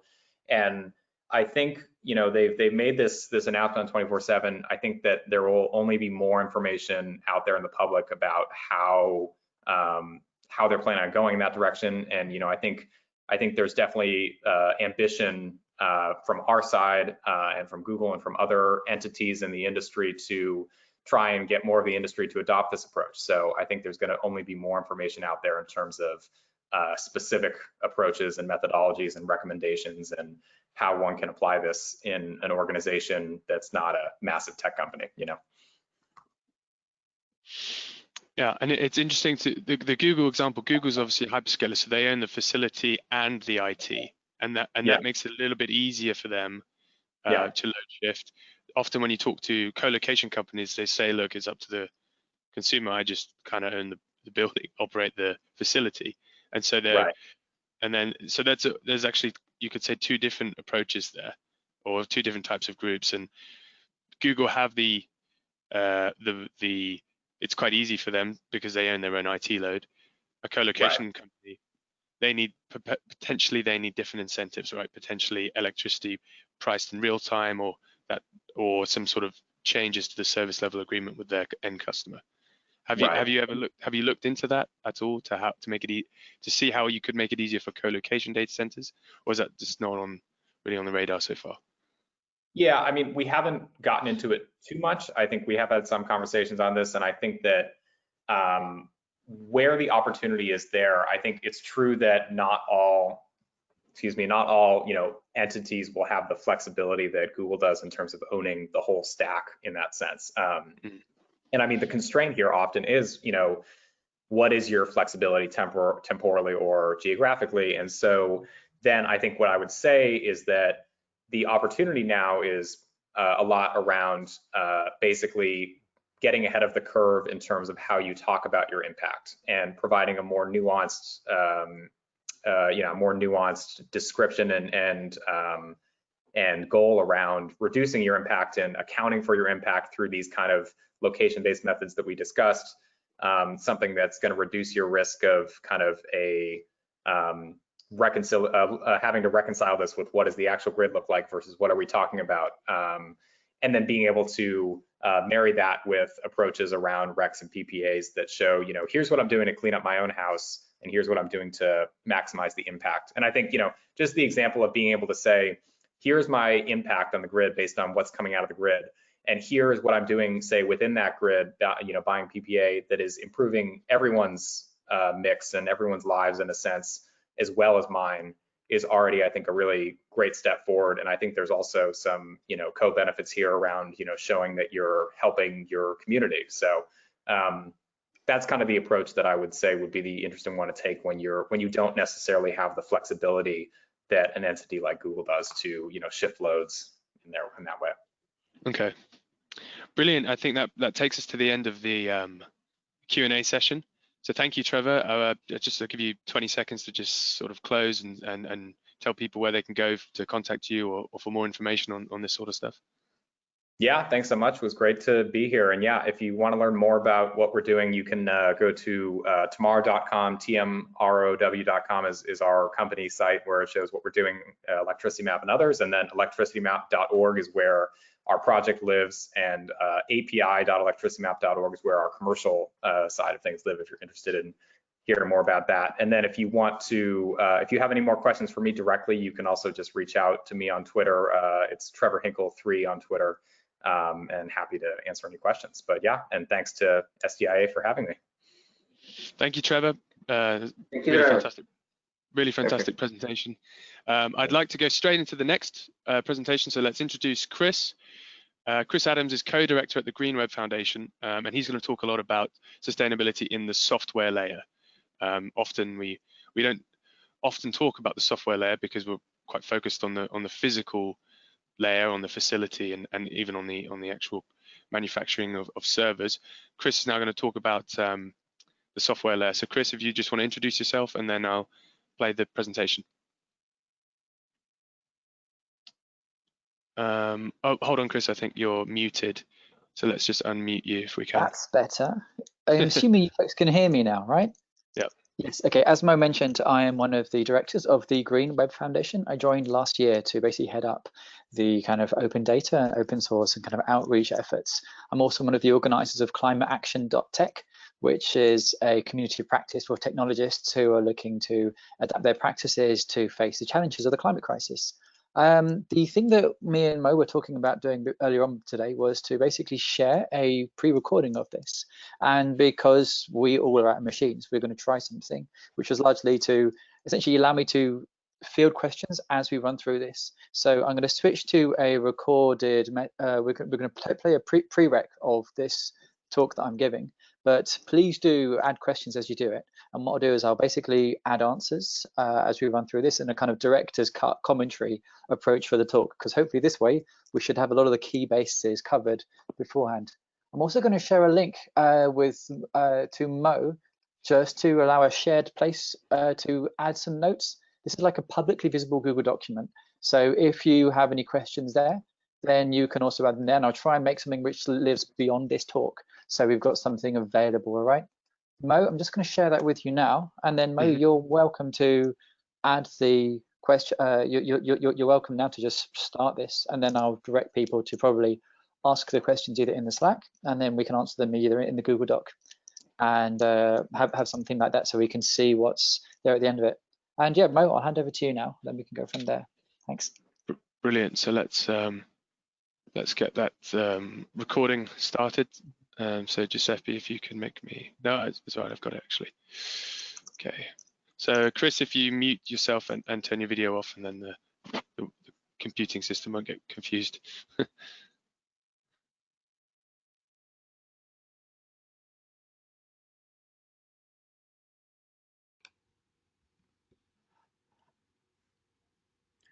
Hello there, and welcome to my talk for Sustainable Places 2020, Sustainability at the Software Layer. My name is Chris Adams. I'm one of the directors of the Greenweb Foundation, and this talk is online at bit.ly/sust-soft-layer. Okay, if you don't know me, my name is Chris Adams, and I look more or less like this. And I've spent the last 20 years working as a product manager, a developer, and a designer and a user researcher in a string of wacky environmental data-focused startups like Loco2, which was all about trying to get across Europe by train instead of plane, Amy, which was about understanding the carbon footprint of everything and making that available as an API. And these days, the thing that I want to talk to you today is the Greenweb Foundation, where I spend a bunch of my time working to make the web green with open source software and open data. If you want to get in touch, my details are below, chris@thegreenwebfoundation.org, and I'm online pretty much everywhere like LinkedIn, Twitter, GitHub, and so on as Mr. Chris Adams. So during my time with you, I'm hoping to cover these 3 topics here. I'm going to give you an idea of the trends taking place at the software layer, where I tend to live, and also at the energy layer, where I've ended up learning a lot over the last couple of years, and where I think there are a lot of interesting comparisons to be made and patterns that the two of them share. Also, I'm going to talk a little bit about carbon intensity as one of the other levers for carbon reduction, as well as energy efficiency, which is quite common. Then finally, I want to share with you a mental model which I use to help think about decarbonizing digital services, which I call GOLD, which stands for green, open, lean, and decentralized. But before I start, I think it's really useful to open, and it's important to open with what should be an uncontroversial and blindingly obvious statement. We are in a climate crisis largely because we keep burning fossil fuels instead of finding a path off them. And I'm really focusing on this finding a path off them part, because when we talk only about energy efficiency, it does feel like there's the elephant in the room that we're not really talking about. And when you think about, say, our use of the internet, it's even more pronounced. So every time we use the internet right now, we end up contributing to climate change, largely because it's still powered by fossil fuels mostly. And this is a thing that I work on at the Greenweb Foundation, and it feels like a really obvious thing to fix, especially if you realize just how much needs to be changed to face the climate crisis. And yes, you can make the argument that pretty much all economic activity contributes to climate change, but it really feels like this one is more solvable than most. And I hope that by the end of this talk, you'll actually agree with me on this. And we can look forward to the next 10 years of shifting to an entirely fossil-free internet. So what would that look like actually? So I'm going to take a quick whistle-stop tour of how energy markets work. And I need to stress that this is partly because I think it's useful to understand this as a technologist, because the cost of energy makes up such a large part of your cost structure. And I think there are also some trends which it's worth being aware of that you can take advantage of. And I hope that it will also help you realize that this dream of a fossil-free internet is totally something we can realize. Now, I need to preface this. I am speaking as a developer, and I don't have that much time, so this will be like a kind of cartoon rather than a really accurate description of all the complexity that comprises energy grids, but I still hope it's useful to you. Okay, so this chart here gives an idea of how kind of markets work. Generally, you have this idea of total system load, which is the amount that we all put onto the grid when we try to use power, and there's a kind of cost for each kilowatt hour of power that we use, which, like markets, follows the law, increases as demand increases. And generally speaking, you might have grid operators whose entire job is to make sure that the amount of power supplied to the grid balances with the amount that we're trying to draw from the grid. And if you don't do that, then bad things happen. It can end up damaging lots of equipment. So what tends to happen is that these grid operators will buy power from the people who generate power, then they'll sell them on to electricity retailers, who then end up selling it to us. And this means that these fluctuations in the cost of power tend not to be exposed to us directly, but it's useful to understand that they're there. And also because different forms of generation have different properties, they sell into the market at different costs, and it's useful to know about this. So for example, nuclear, on the left-hand side here, it's quite expensive to build, but once it's built, the amount of the cost per unit is actually of every unit of power that they generate is relatively low. And for that reason, they want to sell at kind of high volume, but a low price into the market to make their return. And also there are some other properties of nuclear which mean it's quite difficult for that to ramp up and down inside a single plant. So that's why they might sell cheaply, but in volume. Now that's different to, say, coal power, which sells into a market at a higher rate, partly because the marginal cost, like the cost of each extra unit of power from that coal-fired power station, is higher, largely because they have to burn coal for it. And the trade-off is that, say, coal-fired power stations can switch on and off, and they can kind of scale with a bit more ability and with a bit more ease than, say, nuclear, for example. And this means that there are times when they might just not run a power station. So they aren't making money from selling power, but they're not spending money to burn coal either. Then finally, you have fossil gas. So these are like open cycle gas turbines or closed cycle gas turbines. So here, the cost of power is relatively high for them, because but they are able to scale and up and down quite quickly. And this means that they can, for example, just leave a gas-fired power station off a lot of the time, and only turn it on when the cost of electricity is high enough to justify. And they're able to basically be idle a lot of the time and still be profitable because they can sell at such high prices. And this is pretty much how it's been for quite some time. But over the last 30 years, we've seen how the price of solar and wind has basically plummeted, and that's had an impact on how the kind of grid mix works. And the thing about renewables is that the marginal cost for them, because there's no fuel to burn, it's free. But they're only really able to sell power into the grid when it's windy and sunny. And as you'd imagine, if you run, say, a nuclear or coal-fired power plant, this is a bit frustrating because suddenly someone is undercutting you, which means that it's going to be harder for you to sell a lot of the time. And this has some other kind of more subtle effects. So, for example, when you have a very windy day and a sunny day, and you've got more power being fed into the grid, you might, say, have a scenario where you might switch off fossil gas, and you might switch off coal. But if those have scaled back so far, and you still need to actually reduce the amount of power going into the grid to balance things out, what can you do?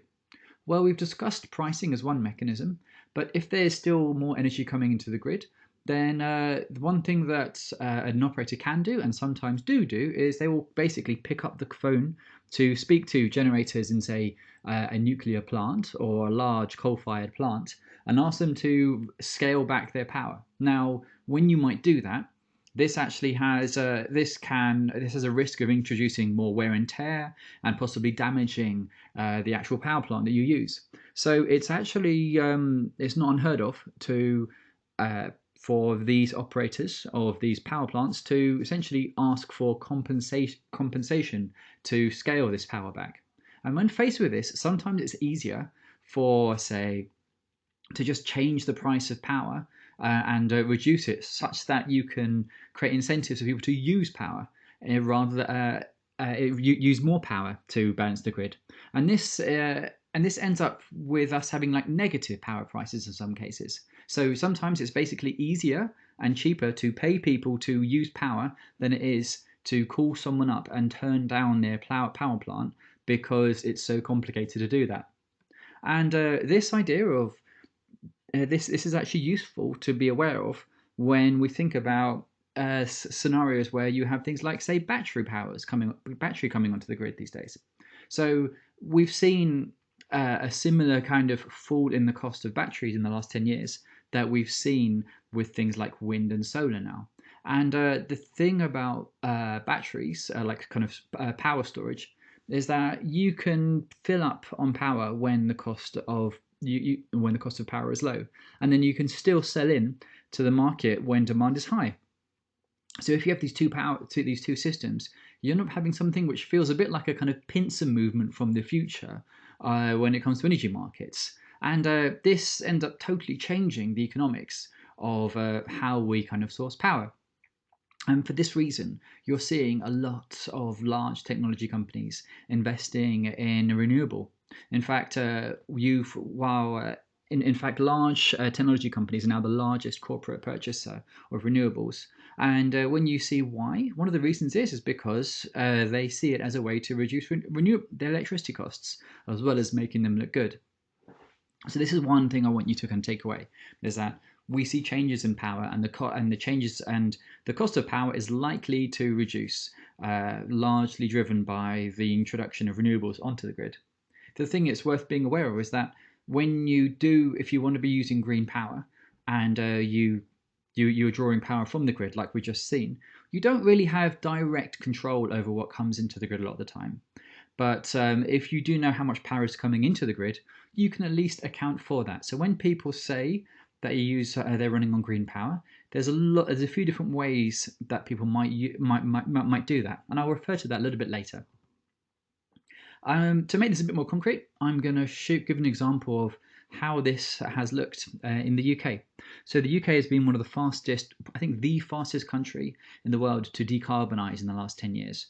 And this is a map showing the different kinds of power generation on the UK grid. You can see that the grey circles are basically large centralised coal-fired power plants. And this was the story in 2008. So most of the power would be coming from nuclear and coal with a little bit of gas.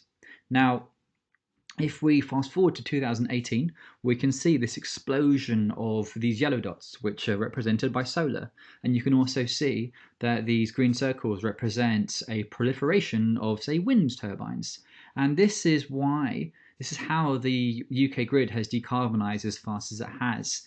It's basically shifted from a small number of centralized fossil-based generation to a much wider, a much more distributed kind of arrangement with lots and lots of renewables, kind of like how we saw here. And if you look forward, this is what's projected for the UK, is that in that we'll have even more renewables on the grid and more offshore wind, and also interconnections, so that when there is when there is more power on the grid that's being generated, it's possible to export that or import it from other countries. So this gives an idea of like a trend that we might be aware of, and if you are able to control when you use power, then there are savings that are available to you, which I'm going to touch on a little bit later. So let's compare this to how you might provision infrastructure as a technologist. So we have a similar kind of approach, or you can take this idea for thinking about how you might provision the servers and the services to run an application, for example. If you think of, say, bare metal servers as an expensive upfront thing that makes sense if you're using it all the time, you can think of it in similar terms to stuff like, say, nuclear.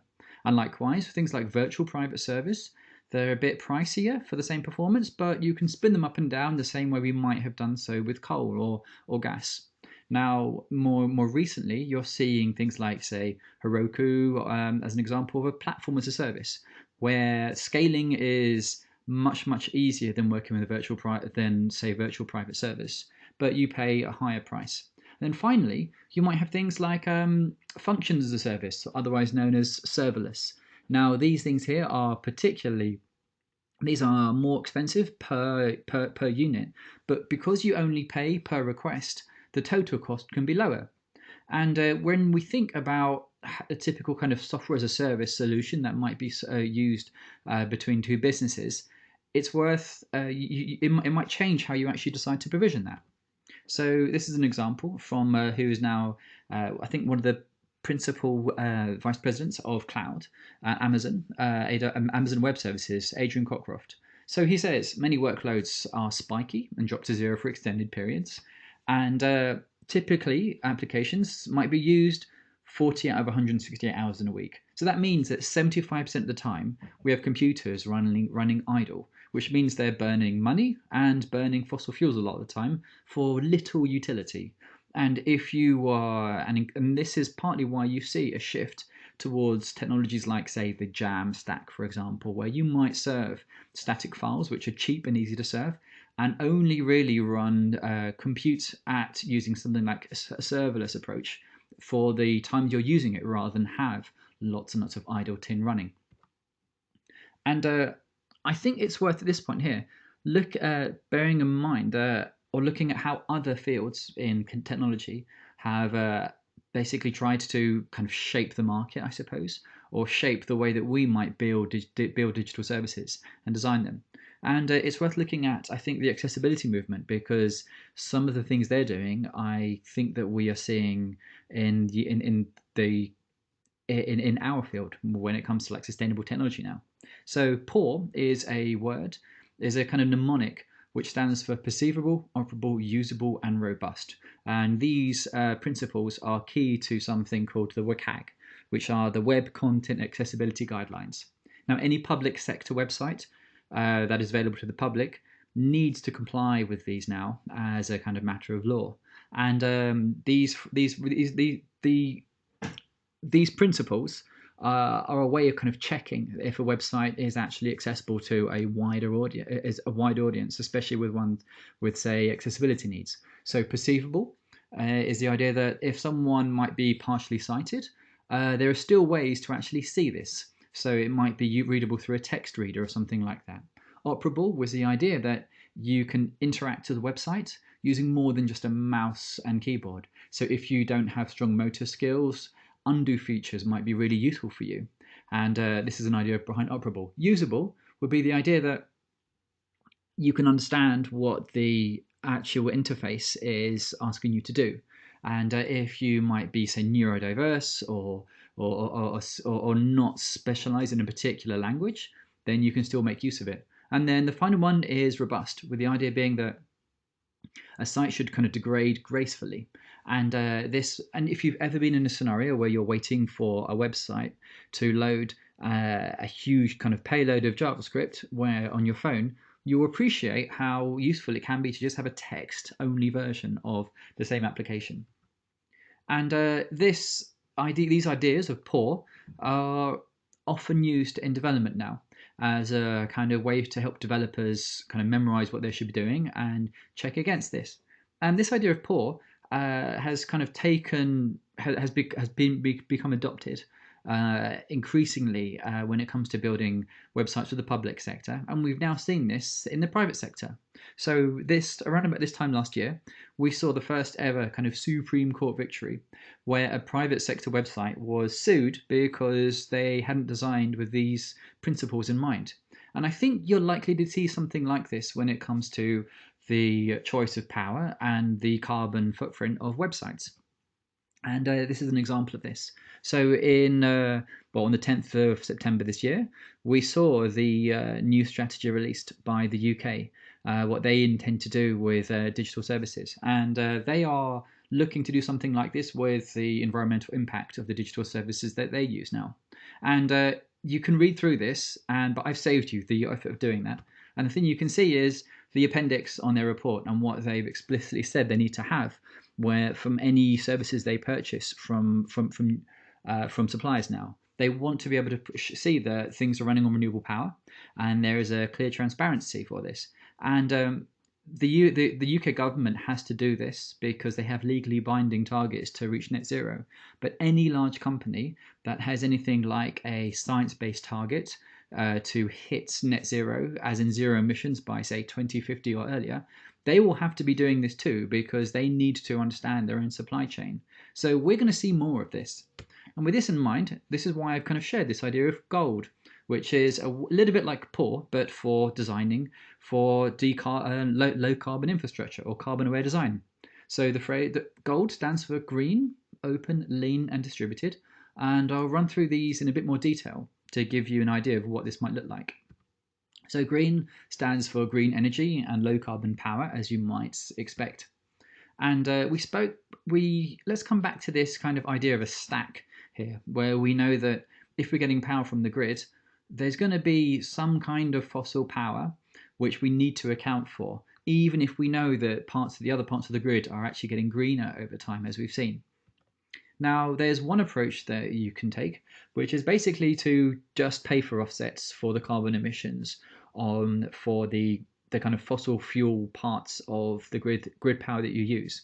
This is actually easier than trying to get your head around the energy markets that we just spoke about, and I need to stress that my description is a very, very high level, high speed version. It's much more complicated than this. And this is very popular, but you can argue that this might not be solving the problem. And there is, in many cases, there is an idea of additionality that is worth taking into account here. Like, is this actually solving the problem? Are we doing anything about changing how the grid works? And this is actually a thing that we see. Another approach, which I think is more satisfying, is this idea of basically accounting for the power you use and kind of topping up. So for the green power that for the non-green power that you're using, you put as much power into the grid as you pulled out. And this is a little bit like you only using green power now, because in total, you can make an argument that you're now using entirely green power. The only problem is, though, is that, as we know, renewables are variable. So they might not run at night or when it's not so windy. And even if you're a $1 trillion company like Google, they are not able to do this right now. And this is a chart that they've actually shared from some of their own kind of carbon-free papers, showing how they have a relatively static load profile for data centers, and the amount of energy might be different over the grid. So there will be times when there is less energy on the grid, even when they account for grid intensity and the power they've purchased to do this. And this actually is a solvable problem, because we now are seeing things like battery coming onto the grid, battery power coming onto the grid, and just a proliferation of renewables, which mean that even when you have some of them not providing power all the time, the total amount is greater than what we had before. And Google, when they shared the report for this, they basically said they think they can run all their infrastructure on entirely green power by 2030. So this gives us an idea that yes, this definitely can happen. It's just something we don't have right now. So open. I spoke about green. Now let's talk about open in terms of a quality of digital services we might want to have. Now, I talk about open data and open source. When we talk about open data, one of the good examples is electricityMap.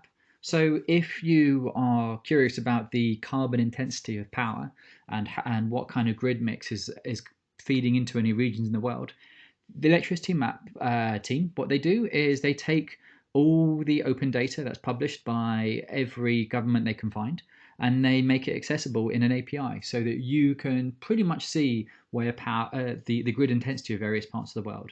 So France, for example, has loads of nukes, and as a result, it has very, very green power by comparison, or at least low carbon power. Now, Germany, where I live, is the land of solar and coal, so it's actually more carbon intensive. And Poland, where there is a massive coal industry and a really entrenched industry, no less, you'll see that the carbon intensity is quite a bit higher. And this changes over time, and you can actually subscribe to an API to see and get an idea of when this might change. So I spoke about open data, and this is actually some of the stuff that's powering the work that Google has been doing recently.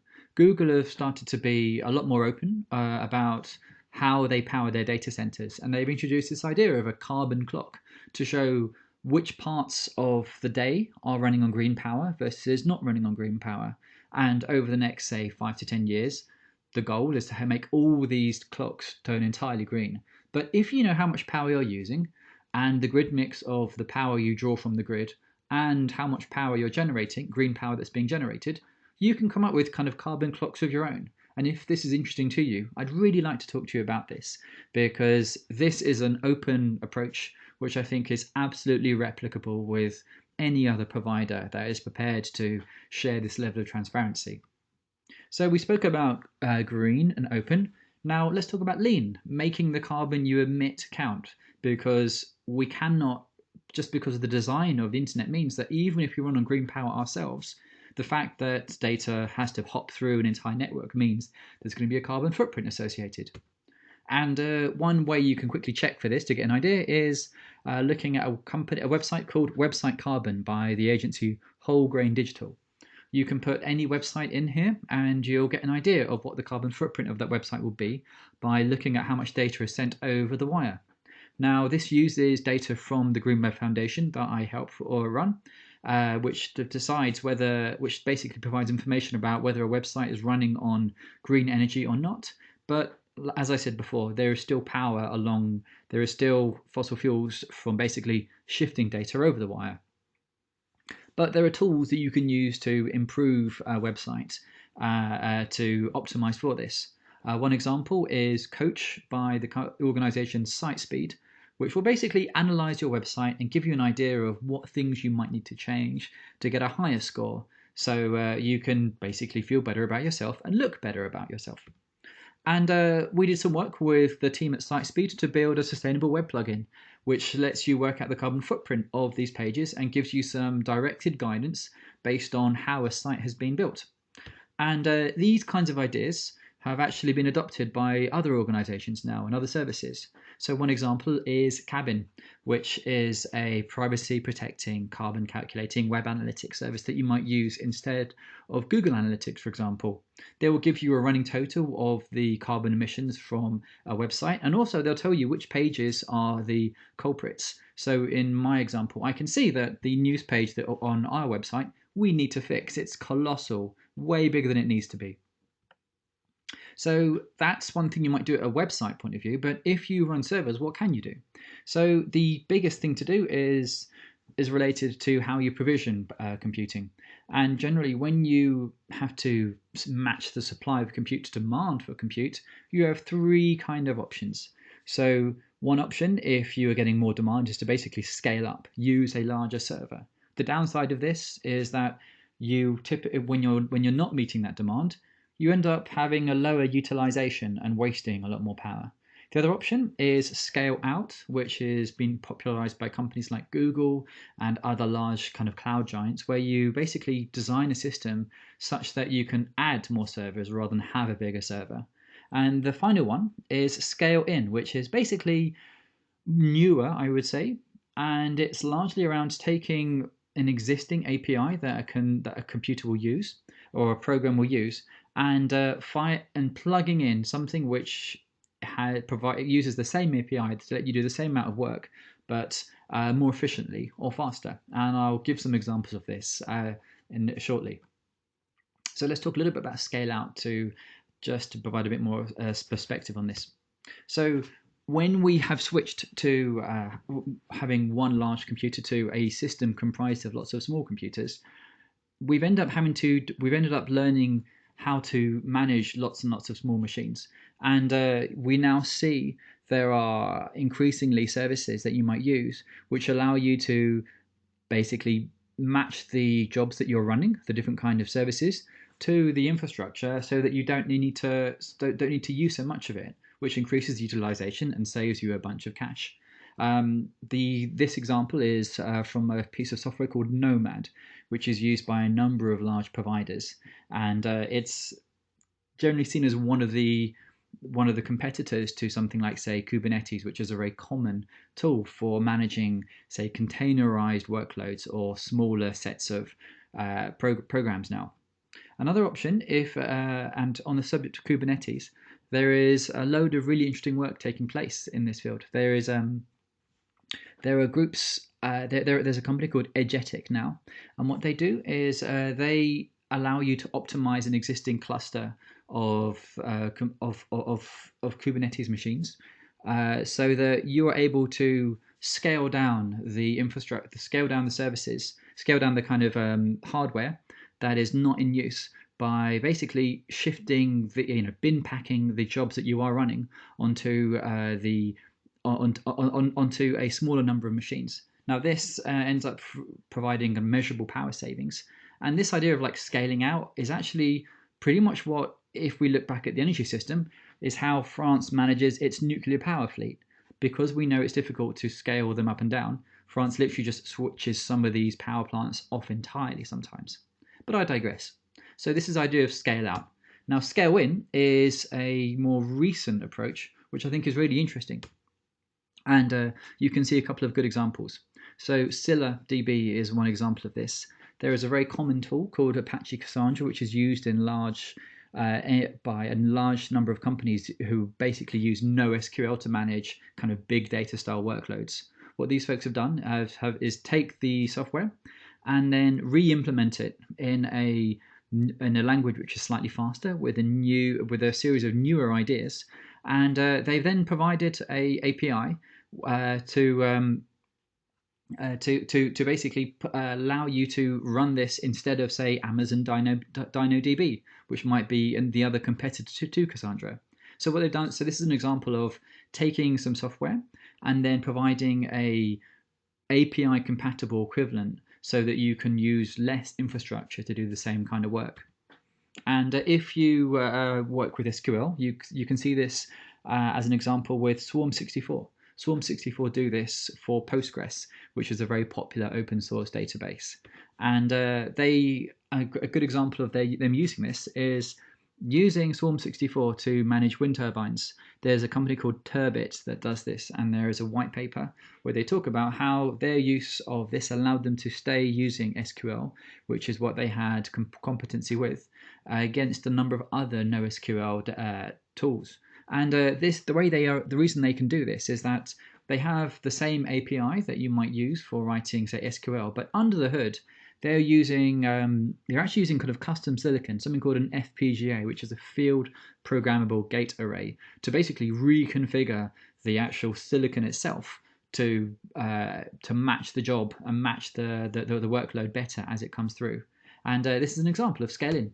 Now, finally, distributed is the last thing I'm going to touch on. You can basically move the work you're doing either through to different parts of the world, like we saw with electricity map, to optimize for carbon intensity, or through time to avoid carbon emissions. So I won't dwell too much on why it's useful to run a data center somewhere where it's cold or where there's lots of renewable power to reduce carbon emissions, but the time one I think is interesting and probably more novel. So this is a screenshot from a website called principles.green, which was created by a man, Asim Hussain, who is who's the head of green cloud advocacy at Microsoft, who are building out an entire sustainable software kind of practice and sustainable software engineering practice. And this is very much the idea of shifting demand so that you can, because some of the jobs you're doing aren't actually, some of them may be important, but they're not necessarily urgent. And if you can control this, then you can basically take advantage of some of the kind of volatility of the price of power on the grid. And I've recently been working with a team to kind of demonstrate this idea in a new magazine. So there is a magazine called Branch, which is all about, say, digital culture and sustainability.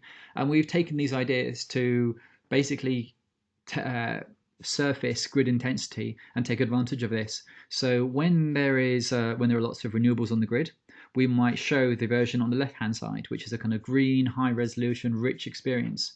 And then instead on the right hand side, when we have lots of fossil fuels on the grid, we'll serve a more minimal version of the same site. So you can still click on an image to see what it is, but we'll send less data over the wire. And I think that this idea of a grid responsive, carbon aware approach to design is only going to become more popular, and we're seeing more examples of this now. And I spoke before about the economics of this, and there are reasons for this, because I think in many ways, if you can take advantage of moving jobs around, then the economics can make it possible to do things that you wouldn't have done before. And the kind of jargon term of this is the duck curve. So when there's more power on the grid than can be used, grid operators will often resort to negative pricing to basically incentivize the use of power. And I think that if you can maybe switch jobs on when power is low or negative, then you end up with things making sense that didn't make sense before. And this is you can see this being exposed to customers, like consumers, with companies like Octopus Energy, who have an agile tariff where you'll be paid, as you can see, to use power at certain times. So if you can schedule charging of a car or running a washing machine, then it's kind of in your favor. And this is essentially what Google do when with some of their work, which is why they are so confident about getting to net zero by 2030. If you are able to break this assumption that data centers have standard load all the time, but instead you can make that match the amount of renewables on the grid, then yes, it can be greener, but also you can actually access the savings that you wouldn't have had before. So this is the idea. So in summary, I think these are things that I'd like you to take away. So we have more levers to carbon reduction than just energy efficiency, like carbon intensity. If you want to think about greening your infrastructure, then think about gold, green, open, lean, and distributed. And there are lots and lots of patterns at the software layer that let you take advantage of changes at the energy layer. And I think this is the main thing I'd like you to leave, to take away with you.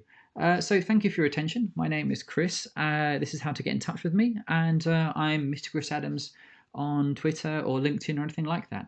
Thanks, folks, and have a lovely conference. Okay, thank you, Chris, for that presentation. You touched on quite a large variety of areas. Yeah. I wonder if you could go into a little bit more detail with your gold on the O and the L, so open and lean, and in particular, how those websites know what is excessive, what is a fat website or web page, and what isn't. Yeah. Okay, so the way that this works is largely by running a kind of headless version of a browser to look at a website, download the resources, and then get an idea, and then look at what's being sent over the wire, and then calculate this stuff. And this ends up giving you a list of essentially what the biggest kind of resource hogs might be when you're using some kind of browser. These are the tools that web performance specialists use anyway to make a website go quickly. It's just that we've taken the huge leap that to really think that the energy that using servers uses energy, and the energy has to come from somewhere. So that's all we're really doing. We've published a library called CO2JS that has now been incorporated into a number of separate tools to make this available. And we recently published one thing using around grid intensity, which initially uses the UK grid, but we've been speaking to the folks at ElectricityMap to expose this to people who run infrastructure, because if you know this, then you can take advantages like I suggested. So that's it, and that will probably be the lean thing. I can expand into open if that helps as well. So yes, all please. of that is open source. Yeah. So all these tools, so the browser, all the main browsers we use are open source, so you can understand the inner workings of them. All these analytics tools, they're things like Lighthouse and Site Speed and stuff. These are open source, so anyone can use them. And these are largely running on open data. So the data from ElectricityMap, which is absolutely the best resource that I've been able to find, they collect that from data which is published openly, and they make available. So you can do this yourself, but in many cases, unless you are able to do it more efficiently than them, it makes more sense just to pay them to use it. I mean, Google, $1 trillion company, has decided to pay them rather than try and throw their own engineering time at doing this. So you can do it, but most of us probably wouldn't. And that is the idea behind open. And finally, at the open data set, at the kind of infrastructure level, we have things like open compute, so that the ideas that help are then form part of a commons that you can then take advantage of yourself or start companies around. And companies like Oxide Computer are a good example of using the ideas that were developed in data centers and by hyperscalers, and then having that kind of diffuse out to smaller providers. Okay, I think. Can you hear me? Okay. Yes, I can hear you loud and I can hear you clear. Perfect. I wonder. I don't see any other questions from the audience so far, so I'll ask my own. In terms of, so at the start you talked about energy, Yes. the electricity grid, batteries or energy storage in general. How's it going? Where So because okay, so we are kind of, the steep part of the cost curve that we saw with solar and wind maybe a few years ago. Energy, like batteries, are basically going into that part. So they're getting cheaper really fast, which is why you're now seeing massive deals like, say, South Australia buying huge amounts of batteries as a way to shift away from being reliant on gas and fossil fuels. And now that China has basically said we're going to be net zero by 2050, along with like a massive part of Far East Asia, we're only going to see more of that. So I think that there is now a really interesting opportunity available to basically invest in batteries as a way to, I guess, reduce your dependence on fossil fuels in many cases. And in many ways, this there are also other savings you can find from that. And one of the things that is worth referring to that I think we covered yesterday was, given the fact that the EU has set these targets to have data centers carbon neutral by 2030, then there's a huge amount of finance available to make it possible to do this capex, to improve on your opex in many ways, I feel. So I think, there's a load of, this is actually it's a great time to be to be a battery maker. And I wish I had shares in battery providers right now. but I have two questions on the battery side. So the first is, a battery only really is clean if the energy it's storing is clean. So you would need a large degree of renewables before that battery energy was cleaner than And then secondly, how renewable is battery manufacturing? Because there are a lot of rare. My understanding is there's still quite a lot of rare and raw materials that go into it. It's quite an intensive process to manufacture batteries. So this is true. And when we talk about the energy intensity and the resource footprint of batteries, we do it a disservice if we don't compare that to the impact of fossil fuels at the same time, because we can't talk about this in isolation. And generally speaking, because the industry is smaller and newer, there are absolutely things that we need to deal with, which are related to the whole kind of extractivist approach to building a bunch of this stuff. But we're also, I also feel that it's actually easier to change now, and we're seeing lots of signs which mean that, yes, obviously there's a footprint to this, but it's going to be much, much, much better than what we see with the default, which is horrendously destructive and really open to the kind of corruption and all the other corrosive things around society. So I think batteries are actually, they are less bad than the alternative, and in many cases they provide opportunities for us to have a much more kind of responsive, resilient, demand responsive grid, I suppose. So yeah, that's it. And there's a really interesting question from one of the other the other panelists. I'm happy to answer. Was that the thing, or was there another part of the question that you wanted me to cover? So that's what Gunnar wants to talk about. Is in Germany, what they've done is they're not so much investing in batteries, but what they're investing in is hydrogen production. So any excess, when the grid is at 100, when wind is producing excess electricity, they run that into producing hydrogen, then which they use to feed into their gas grid. So it's a slightly different way of, it's called intermediate storage, I think it's called. And I wonder if you have any comments on that. Yeah, I think, okay, I need to preface this. I'm not an energy analyst, right? So all I can do is basically point to other people. But the argument I see Michael Liebreich make is a lot more convincing to me, that in many cases, investing all this money in hydrogen just so you have an intermediate that you can move around is a mistake, and is not a very good way to spend $500 billion, really. I think it makes a lot more sense to invest in essentially having a very making it possible to shift data around, because the cost of moving hydrogen around once you've generated, there's already quite a lot of lost power in converting things to hydrogen in the first place. And then if you then think about moving it around, that introduces extra costs. I've shared links to 2 really useful pieces from Michael Liebrecht, which have really shaped my understanding of this.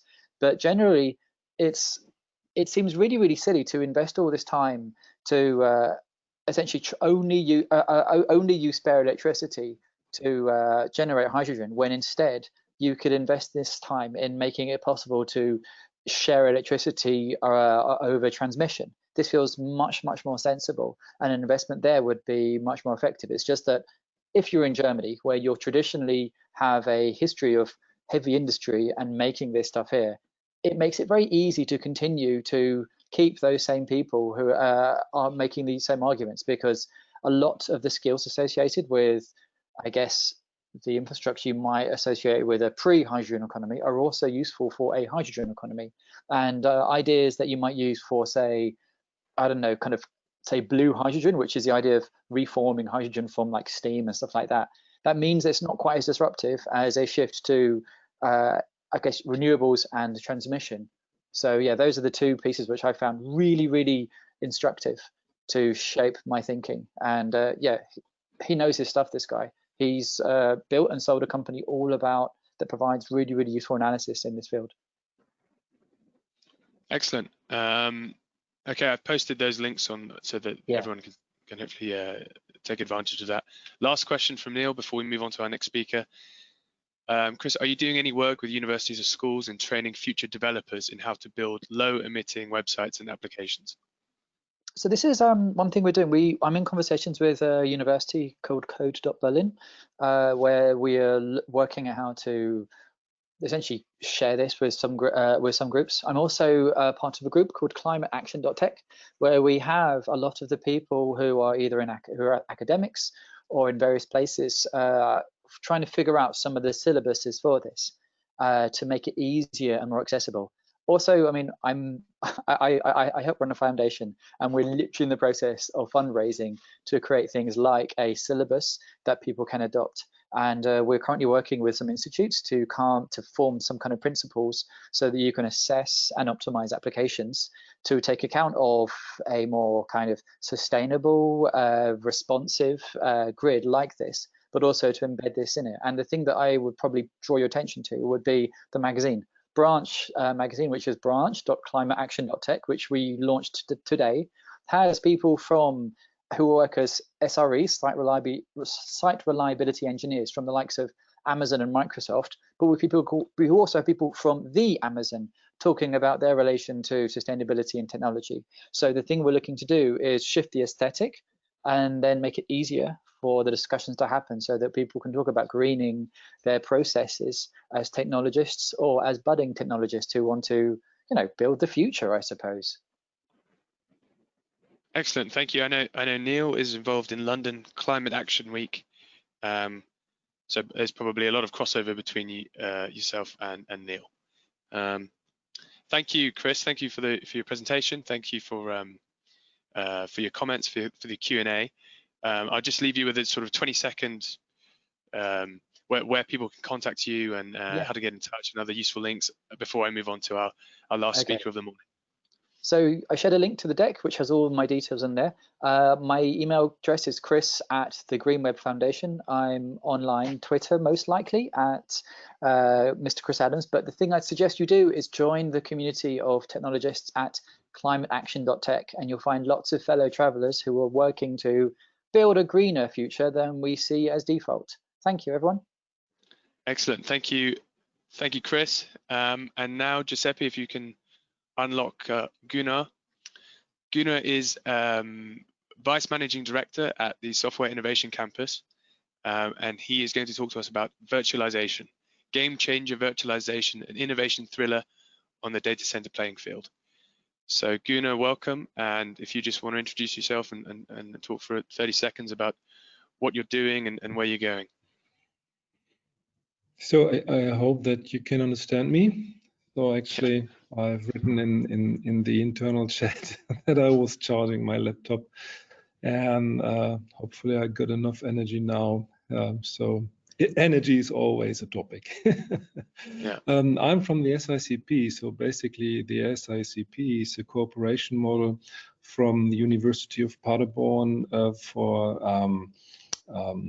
let's say companies to get into touch with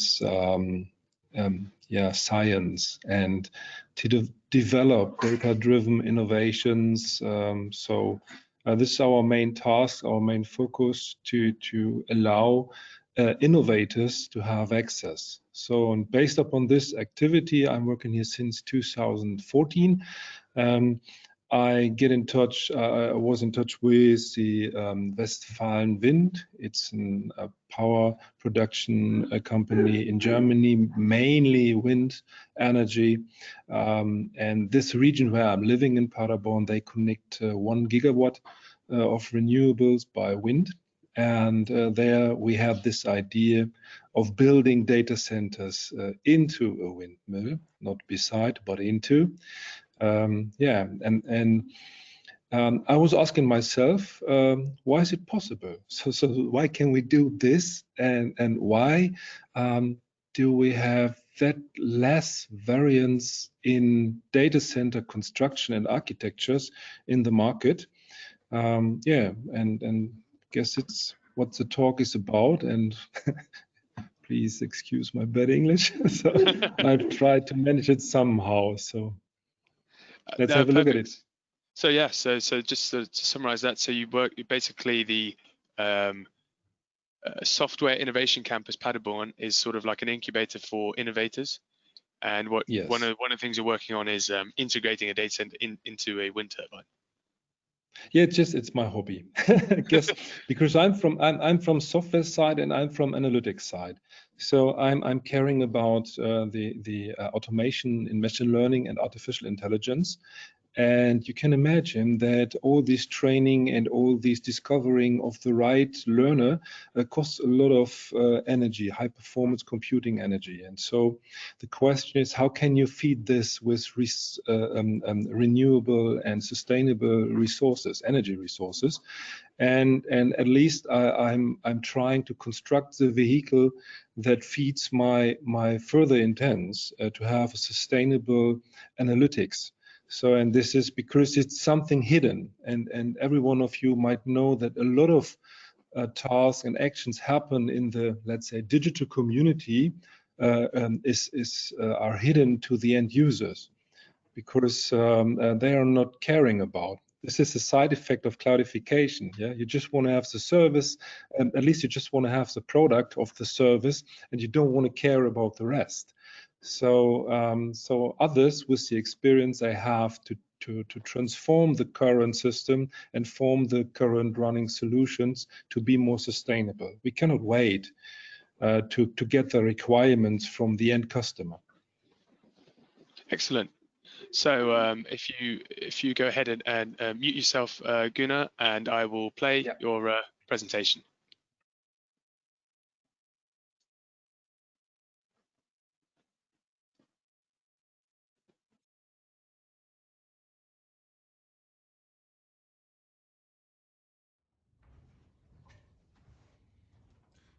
Hi everybody, my name is Gunnar Schomaker. I'm from the SICP, and I will now give you a talk about something that drives me crazy since a decade. It's virtualization and how it changes somehow and how it has an impact on data centers. And this is why I, let's say, labeled my topic with Gamechanger Virtualization, innovation thriller on the data center playing field. I would like to give you this impression from a future perspective, because typically it's much easier to have a critical statement upon decisions in the past to say, oh, why was it so hard to make this decision? It was obvious to go this way. So, and it makes it much easier if you look from a future perspective to something that might happen or that had happened. So assume we have reached everything. Yeah? Assume that our society is sustainable. Assume that the data centers are sustainable and the energy production is sustainable. But how have we reached this? I'm from SICP, I'm now nearly retired, and we have these 4 pillars where we said this is our business, and our main business at least was to create data-driven innovations which are realized by software. And yeah, there you get the clue why I'm looking at virtualization, something which comes from software. Our mission during this decades always was to look at the requirements. They have to fit. So you, when it's an innovation, from my perspective, if it gets to market, yeah, so it way into the market, if it changes the behavior and the rules, how markets are playing and people are acting within the market. Yeah, if you don't fulfill the requirements of the end users, why should they accept the innovation? So, and yeah, every one of you knows this phrase, the best way to predict the future is to event it. It's by Alan Kay.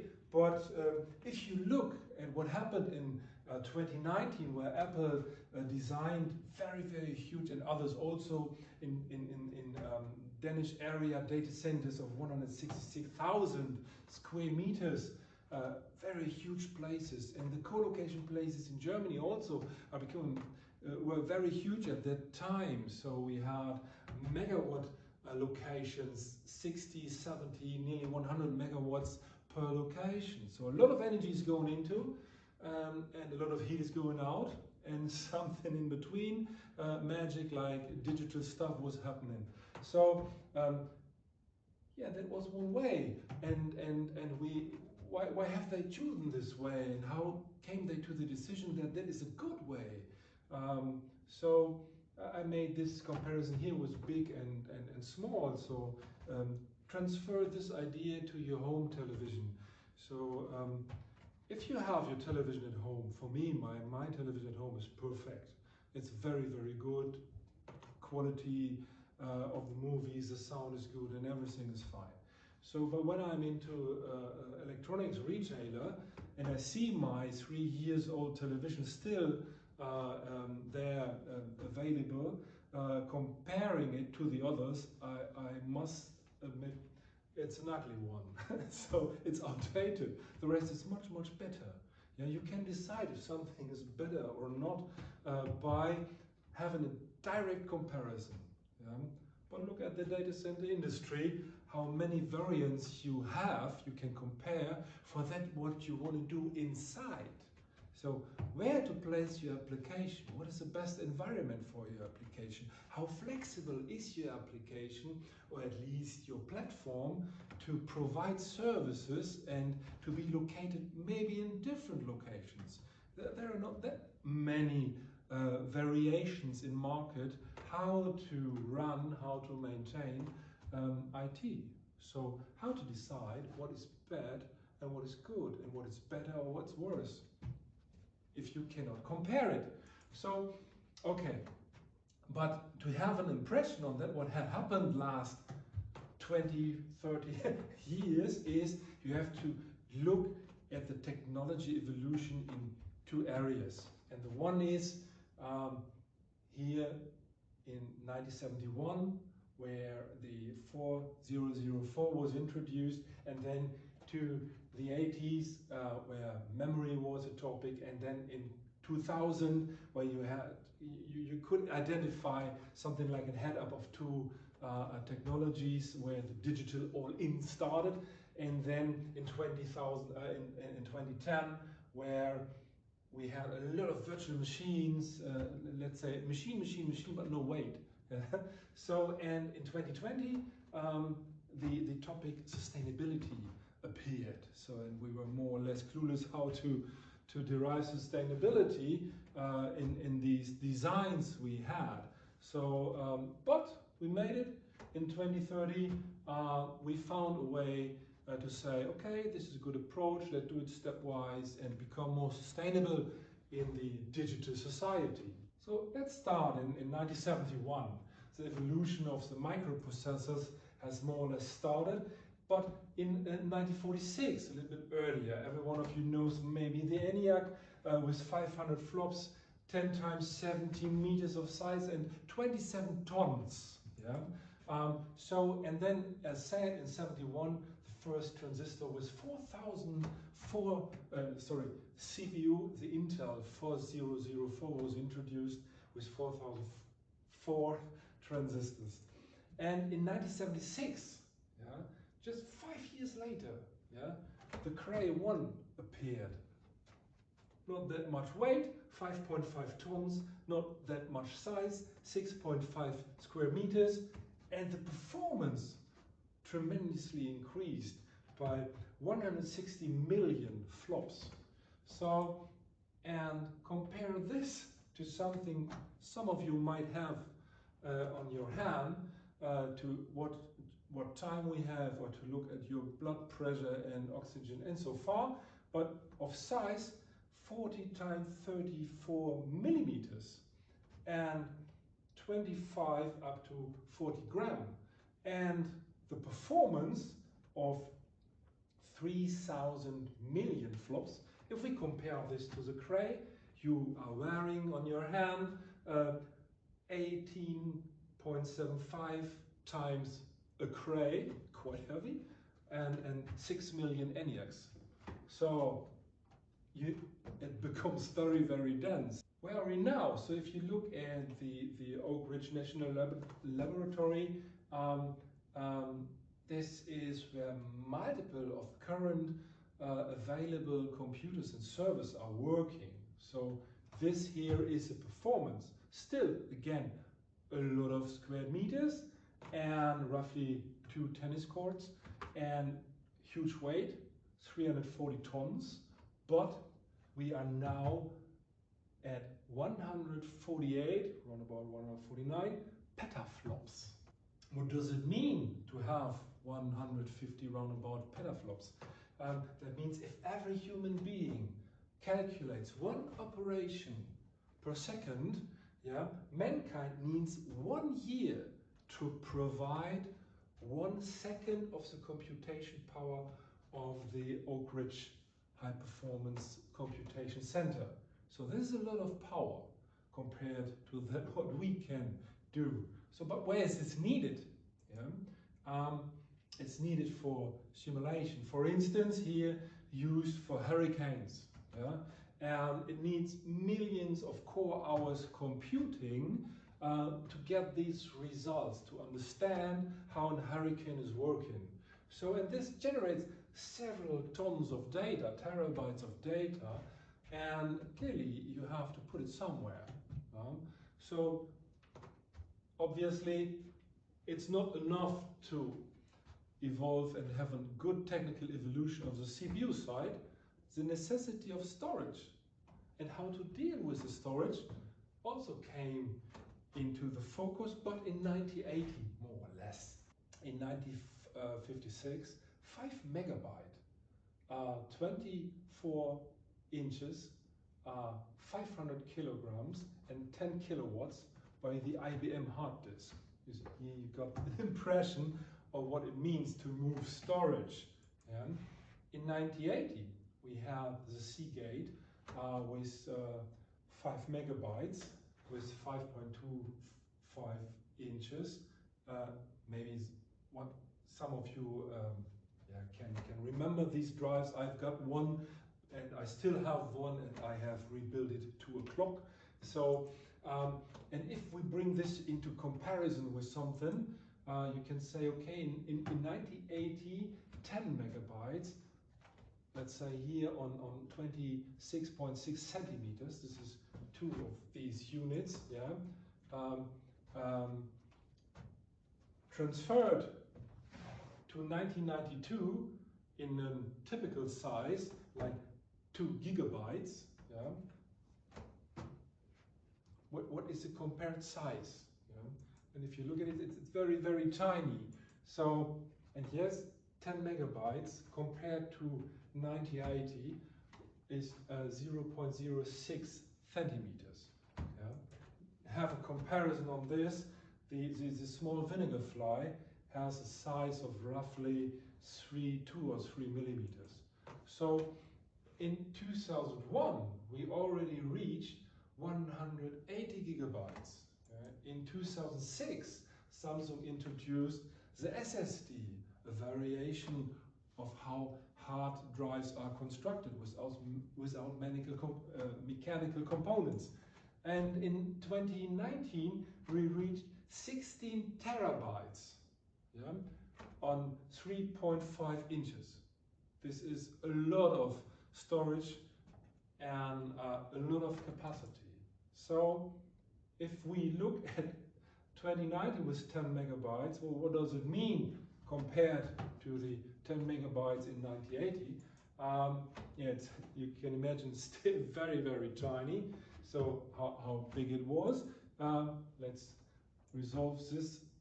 It was like having 11 nanometers.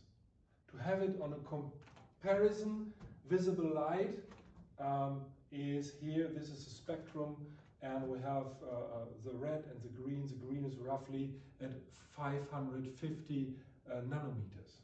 Yeah, so if you look at this 10 megabytes, in 1980, 26.6 centimeters. In 2019, 11 nanometers. I'm not talking about the storage density on the platter and something like just the frame compared to that the form factor. Yeah. So if we go further and make an example out of this and say, okay, let's travel to the past with the requirements of 2019 and say, okay, let's go to 1980, but without the Seagate. Yeah? So it's not like we are importing technology into the past, sometimes happen in Star Trek. And very important is if we do this journey, we want to do this for sure. We are now a sustainable society. We want to do this CO2 neutral. So this is the best vehicle we have for it. Clear, everyone knows in the 80s. So we had a hard journey and we arrived in 1980 with some memory gaps. But we remember there is a customer in the near future and he needs roughly around about 16 terabytes of storage. So the task for the engineer is, okay, start now, pile it up. Yeah? And doing it a while, let's say we recognize, we are reaching up 361 kilometers, and we recognize this while the ISS passed us. So we can see here, this is a rendezvous point in the elliptical transfer orbit. It's by 350 kilometers, and we are just past this point, and just 1,000 times more of stacking, because if an engineer starts something, he's not stoppable, because actually we cannot shout at him, he's too far away, so he will continue. So at least 1,000 times more, he reaches the moon. So 1,000 times 16 terabyte. Yeah? That's not much storage compared to that what you can see now in the market. So let's travel back into 2019 and look how is the market situation. So we can see that in this area 100 million units per quarter were sold.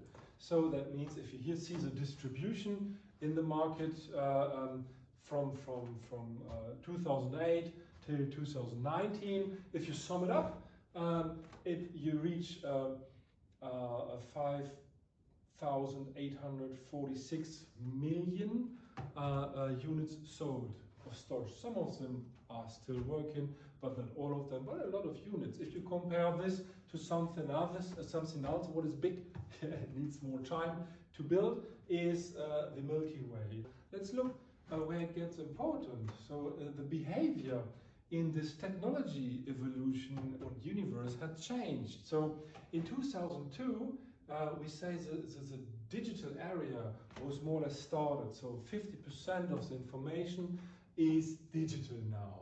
So, and everything what is new comes into this game as digital. And in 2017, 90.9% of the information is now digital. So we have something like an all-in. And in 2000, a technology head up more or less on the storage and on the CPU side, on the server side, had started. So because we had to think about how storage parking spaces are getting manageable. So, and something happened, every one of you knows it, is a RAID. In 1988, it was introduced as a redundant array of inexpensive disks. So later it was renamed to independent because, yeah, as you might imagine, in 1988 hard disks were expensive, and the concept behind, I won't explain it now, everyone knows more or less, the independency was more important to reach the availability.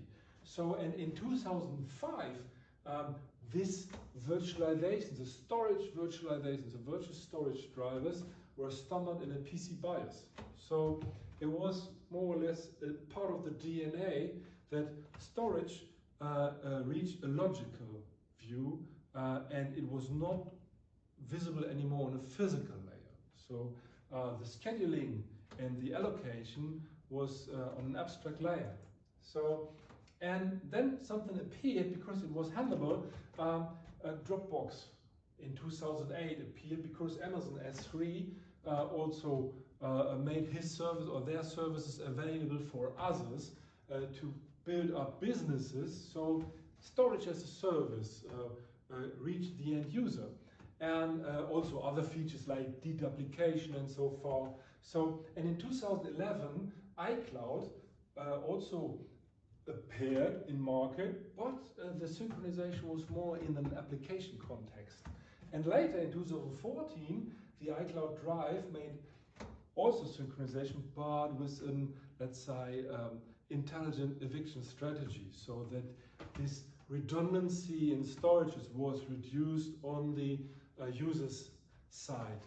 So very, very interesting. But at the end, you have to ask, if you're talking about end users in let's say, human dimensions, or how many storage do you need? So if you look at 1985, a limit was given by PC-DOS, like no one needs more than 640K. This is not much. We know it's not right. In 2020, it was estimated by around about 1 or 2 terabytes of data. Later we had learned in 2030 that was not the end of the story, because everyone needs more or less 16 terabytes of data, because now everything is digital. We have a lot of digital twins to operate optimal and sustainable, and all these environmental footprints on the digital, let's say, surface creates tons of data. And because of the idea of having privacy and this more or less protected, everyone has to store it more or less in his own container. So, and this is more or less 16 terabytes. So this is the story of storage. So this ecosystem to use storage, to have it in a handleable, in a convenient way, was started by the virtualization concept of storage. So, and it was an important step. So, and on the other side, in 2010, these machines without weight appeared, and with a lot of features came into market. We say virtual machines now, or now we are talking about microservice architecture and so far. You might know this, so but it's not that important. The important thing is that it's more or less the same. In the early phase, we had dedicated systems with dedicated services, and suddenly we were able, because of the tremendous need of more performance, to virtualize this by having something like a hypervisor, which is running a lot of virtual instances which are, let's say, behaving like I'm a physical one. You can do with me the same you can do with a dedicated one. So, and this gives us a lot of flexibility. But what's behind this idea is, here we still had very huge virtual machines, and the containers, the Docker idea, made them, let's say, more tailored, smaller. So the container only have that what you need to run the application in your environment. And this also gave a lot of flexibility, and at the end, this tailored suite for application allowed us to recombine a lot of services to a bigger solution. So it was at least a modular concept. So we were able to have like Lego systems, or to put and plug everything inside what we need, and not more. Yeah, not over design, just that what we need. Yeah, the requirements were the most important thing. So, and that means that the living space of services now are platforms. Yeah, so, and at the end, the sales unit, yeah, the product of the service, is at least that what the sales unit is. So it's not anymore the physical layer, it's the outcome of the service. So because it's demand driven, so only the outcome is that what I'm interested in, not in the way how it is constituted. And this allowed us to have a huge ecosystem of different platforms, and we made them more or less interoperable, and we realized that this resulted in a huge geographical compression. All these huge data centers appeared, and the stress factor of energy and waste heat was still unsolved. But nonetheless, we also recognized that the bandwidth and the latency became increasingly important. This needs to be solved somehow. And yeah, there are opportunities to solve this, but let's look at it in a different way. Because at the end, what we reached is more or less something like an environment where everything was possible. Everything obtained a service, like electromagnetic levels, or water leakage, or vehicle auto diagnosis, and all the things, waste management, smart parking, a lot of services in the local area. Yeah. So, but what does it mean? Why became this important? Let's look at the traffic side of this. Yeah? In 2019, here you can see how the traffic was more or less distributed. So 50% was on mobile phones, because it was a habit to have everything with you. Yeah? And if you now look at online content activities, we also could see that 3% of internet users who consume their content by internet are watching videos. Yeah, so this is a huge number, and so if you look at this, what is the most important part here is everything was cross-linked. Yeah. Humans with humans, humans with machines, humans with environment, machine with machine, machine with environment, so everything was cross-linked. So, and the question is, where should we process the data? So is it wise to have it in a central manner, or decentral, global, regional, or local processed? Yeah. What opportunities do you have? Do you go into a huge location? Yeah. Or do you go to, for instance, cloud and heat? You go into a container? Yeah, or do you go to wind cores? Yeah, in a windmill. Yeah, so how to make this decision? Yeah, so, but if we look at sustainability in a service and we focus on energy, just focus on energy. Yeah, the data processing could be decentral, local, coupled, and by this then cheaper. Why? Because move to the sustainable energy. Yeah. Is possible. Yeah, information is weightless. Yeah, infrastructure for energy and so far is not that weightless. So supply at the producer is possible. You can move to the energy producer. Yeah, supply within the producer, if it already provides a facility, is possible. Yeah, and coupling sustainable heat sinks is also possible. So you can use existing heat sinks, or the best thing is use the waste heat, so that you have multiple usage of the energy, but in different forms. So this leads to sustainable behavior and sustainable society, using that what you have, not building all the time everything new. So, and that means this leads to a sustainable, let's say, option. Let's say option. Yeah, because you still have to decide by the demands of your end user if this is a good way or not. So, and if you look at the thing within the producer, let's have a perspective on wind energy, or let's say sustainable energy in our area. So if you look, we have 244 terawatt hours produced by renewable energy sources, and 5.4 of this energy, terawatt hours, is thrown away because we are not able to connect it to a potential user. This is another problem. We have sustainable energy, but we are not possible or not able to use this energy. So, and it is feasible to serve 1.7 million households. Okay, what is a perspective and concept? Is to go into a windmill. So this is a solution already running since 2018, and it's still running. You can see it. It's a museum here clearly in 2040. We want to know what was our first prototype, and these are the concepts we are building now. Till the last 20 years, we have classical approach, multi-level concept, where we can more or less place everything inside which comes to us by a rack. Energy is no problem, we have enough. So,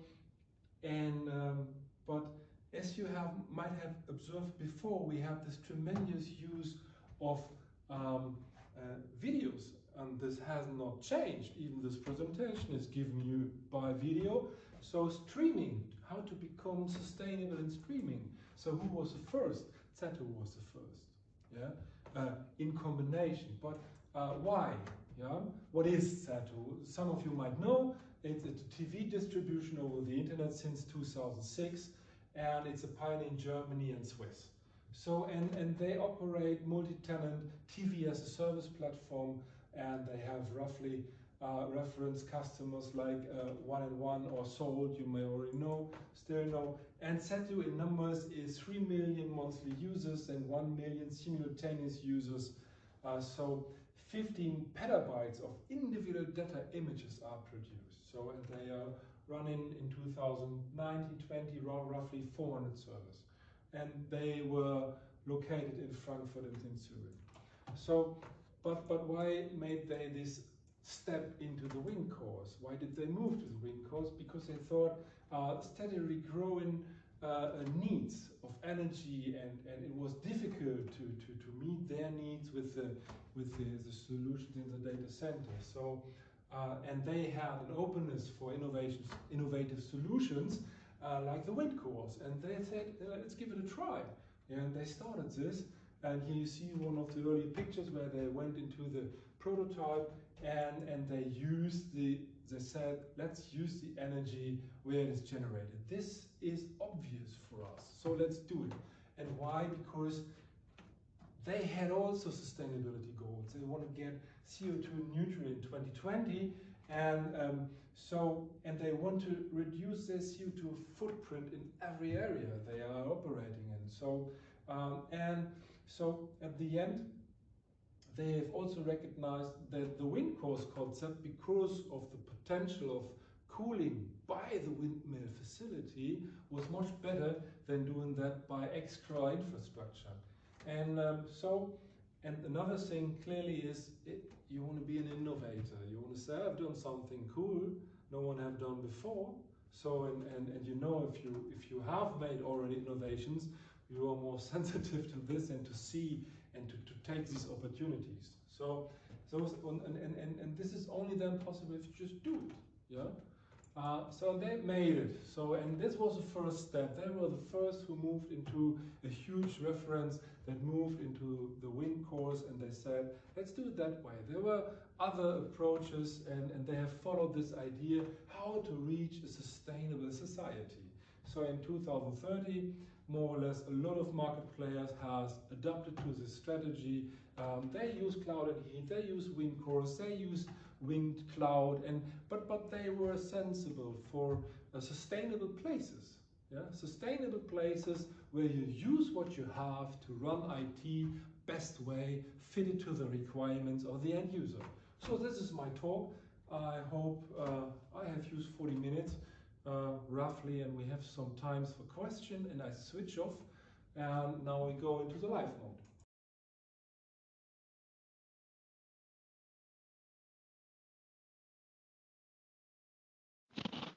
Thank you, Gunnar, for that interesting presentation. I wonder if we take it back to more to the beginning.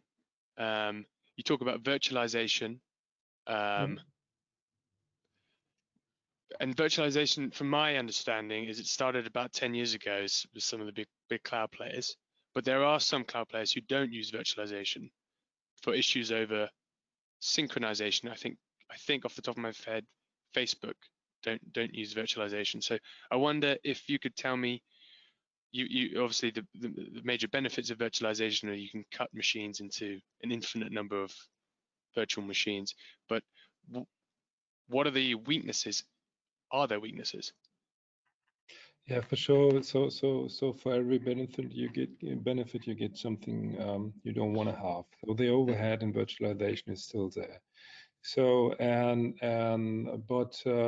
yeah, I already in Germany there are some services, for instance, like CV Color. They do this printing on demand for Christmas books and all these things, and they have a well operating system which is constructed by tiny agents without an hypervisor. They do their scheduling by themselves because it's more efficient.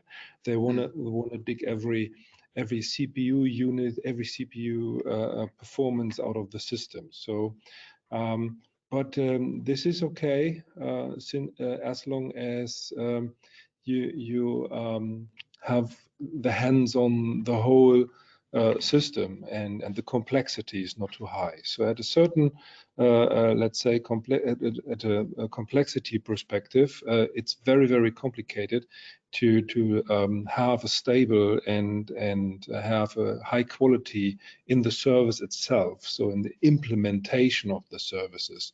So you need to have a modular concept.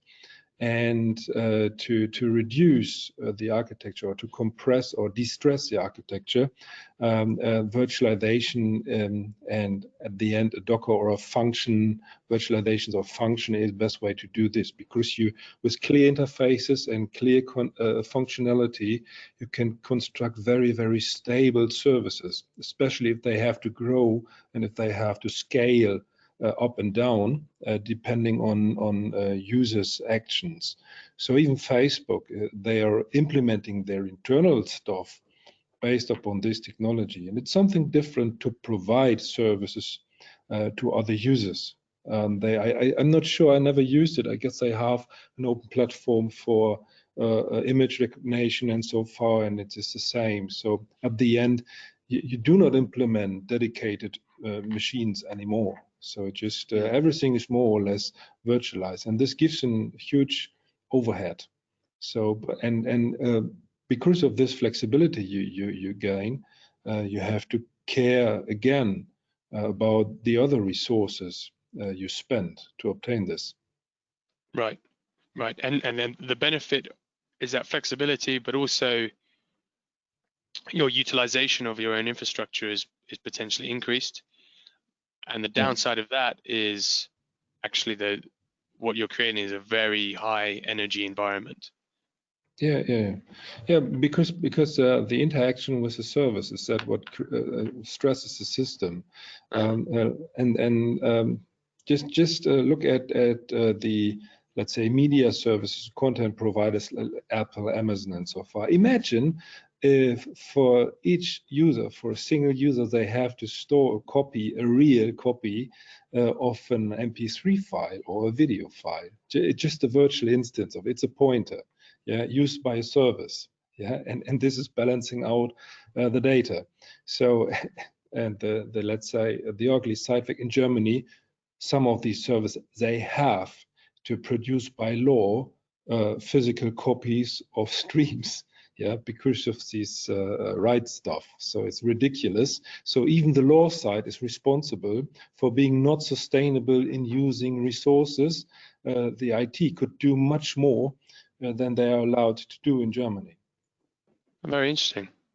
Yeah, Central is suffering under this, so they can get rid of 60% of their storages if they could just serve a virtual pointer to the service source.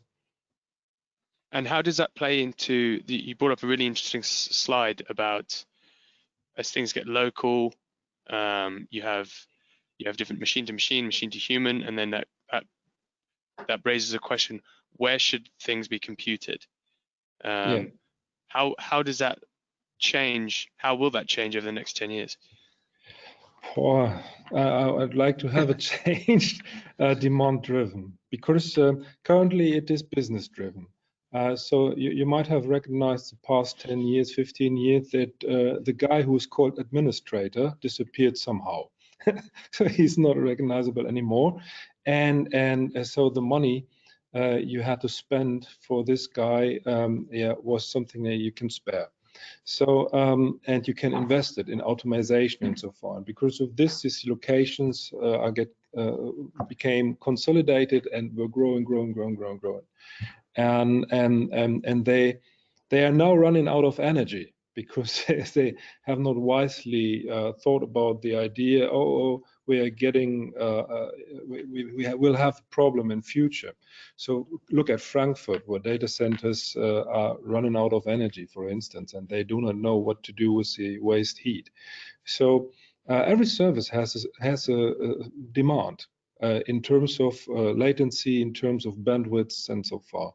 And so if you have this, let's say, engine, the data center engine, somehow decentral and organized in different geographical places, you can still drive and operate services fully automated, but you can instantiate the needed service by the end user near to the end user if the requirements in terms of latency, in terms of bandwidth, and so far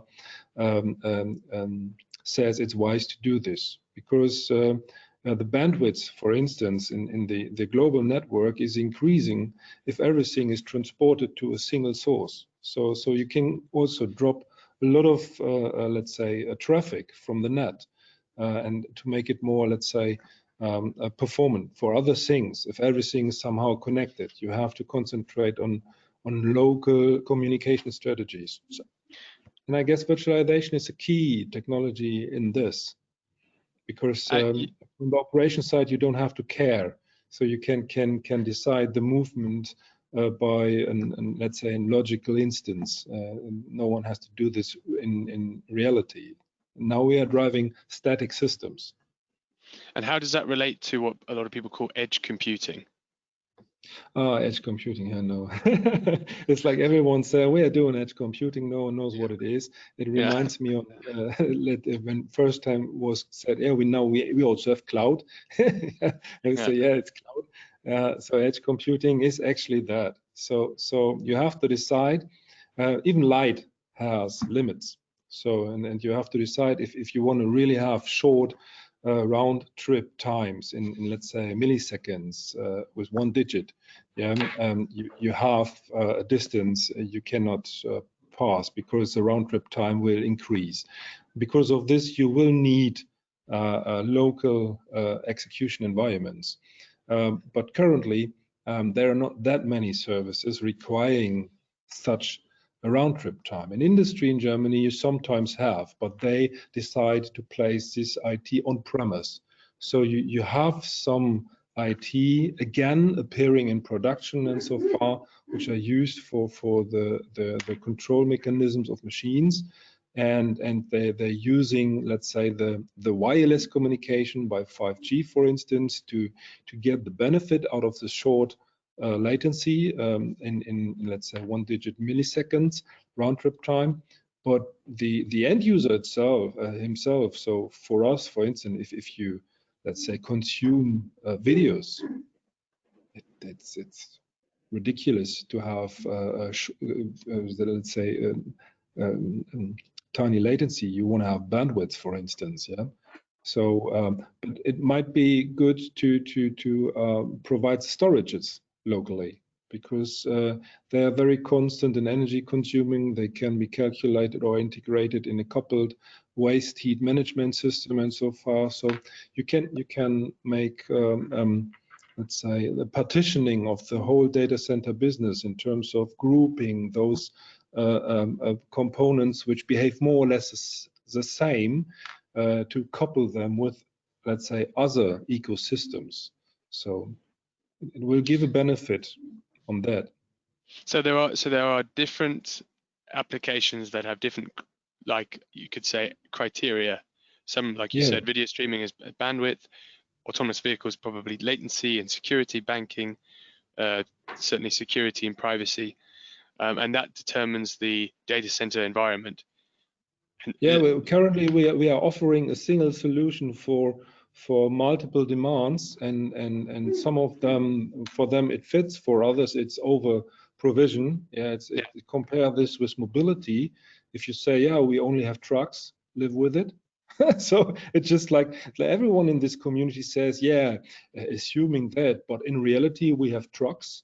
Yeah, that's the fact, and we cannot change. No one is talking about having tiny cars with energy storages just for 2 persons and very efficient. So they don't want to change the infrastructure. They don't want to change their business model because they have made huge investments relying on the fact that in the next 10 or 20 years nothing is changing. Very interesting. It's very important. Yeah, if you build tons of let's say storages, or let's say square meters in a single place, you rely on the fact that this investment is safe for at least 20 years. So you will do everything against changes in serving infrastructure. So same with nuclear power. Yeah, well, this is really interesting. But yesterday we had the finance session where they talked about data centers becoming more like an infrastructure asset. So infrastructure investors, institutional investors, look at it more like an infrastructure asset. And infrastructure assets don't change, like an airport. No, it's a bad investment that comes additionally on top, because look at the technology evolution and the energy density increasing, and which are not served anymore appropriate in the infrastructure. Yeah, we are dealing at wind cores with racks, which consumes 100 kilowatts per rack, 100. So not these tiny things with 5 or 6 kilowatt per rack. So in the customers which asking for our let's say rack spaces, they want to divide their infrastructure. They say, okay, we have some things that needs to be placed in Frankfurt because we want to have tier 2, tier 3, or tier 4 availability. But for this computation stuff, we don't need it. Yeah, we want to have cheap energy, and they use our, let's say, offer in a combined manner, so that data centers who accept that their own let's say limits, they can look and ask, okay, it's too intense, investment intense to change our whole infrastructure. So if there is a customer asking for 20 or 30 kilowatts, is there any product outside we can connect to our, let's say, joint offer? That way that we can have still cover the requirements of the customer. So, and I guess interconnection, that will be the next important thing, that you will not feel anymore that the specialists are interconnected with each other. So this is why I'm thinking that these decentral concepts like cloud and heat, or wind cores, or wind cloud, using facilities already existing, have a chance, because the investment you need to adapt to the technology evolution of the servers is too high and too risky. So they want to push that nothing, or they want to keep it unchanged. But the customer says, but I got the problem. I have service consuming that much energy, and you say I want to ride 300 kilometers per hour, and your solution is buy 2 or 3 Golf Volkswagen, or what? That's ridiculous. So it doesn't solve the problem. Yeah, so there's that mismatch in what you're saying, is potentially quite soon there will be the data center market won't look so homogeneous. It will be more inhomogeneous. Not from the broad customer perspective. It's just some of these customers, they will ask for these performances and they will change it. It's the same as they made it before. Some of the customers ask for tier 2, tier 3, or tier 4. And every time the data center says, okay, let's certificate ourselves to tier 3, each customer inside who does not need this is oversupplied and pays too much, because a single customer won't pay this adaptation cost, so they have to spread it among all customers. And what we say is this is no tailored design. So there are a lot of opportunities to have tailored design, and you have to make a wise customer segmentation among the requirements, and not telling the customer all the time, okay, this is my certification 1, 2, or 3, you have to choose, that's it. So that is not cloudification. And the best thing is, because of cloudification, the customer now screams for it. He says, okay, I want to have a demand driven. So, and not pushed in market, something like this. So Yeah, interesting. I think there is a change. And Satu, they have recognized it. There are others also that's saying, okay, that's a good idea, because we have some growing needs in future, and we are now limited by 7.5 kilowatts per rack. And now, if it runs best, we have 10 up to 15 kilowatts per rack, still air cooled, but 15 kilowatts per rack. And if you have and let's say space-driven air cooling system, you're producing these heat spots. So your infrastructure is not built for this, and you want to get rid of these customers. Then you have to accept it that you want to get rid of them. And there is a lot of business, still a lot of business for customers which need the infrastructure you're offering, but not those who are, let's say, pushing the limits in energy consumption in a rack. Interesting, very interesting. I think that's all we really have time for today, because we've gone over a little bit already. Thank you, Gunnar, for very interesting presentation. Gunnar, just 1 second. I have one question for you. What's your opinion on mobile devices storage system? So what's the future for mobile phone, for example? Did you catch the question? So I had a very bad connection.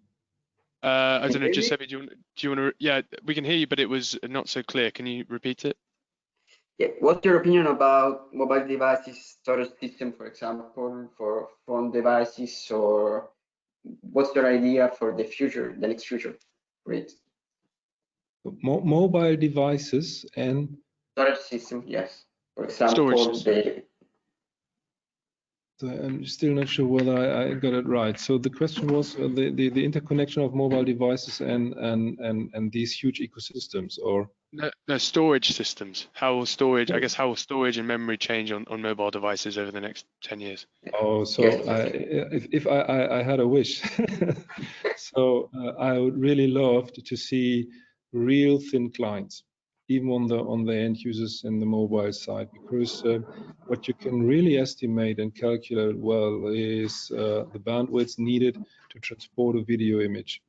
And ultra low latency could be a solution to have this interaction for a lot of end users, and to have a longer lifespan for these products. Yeah, so look at your mobile devices, for instance. You have them for 2 years. If they survive, maybe for 3 years.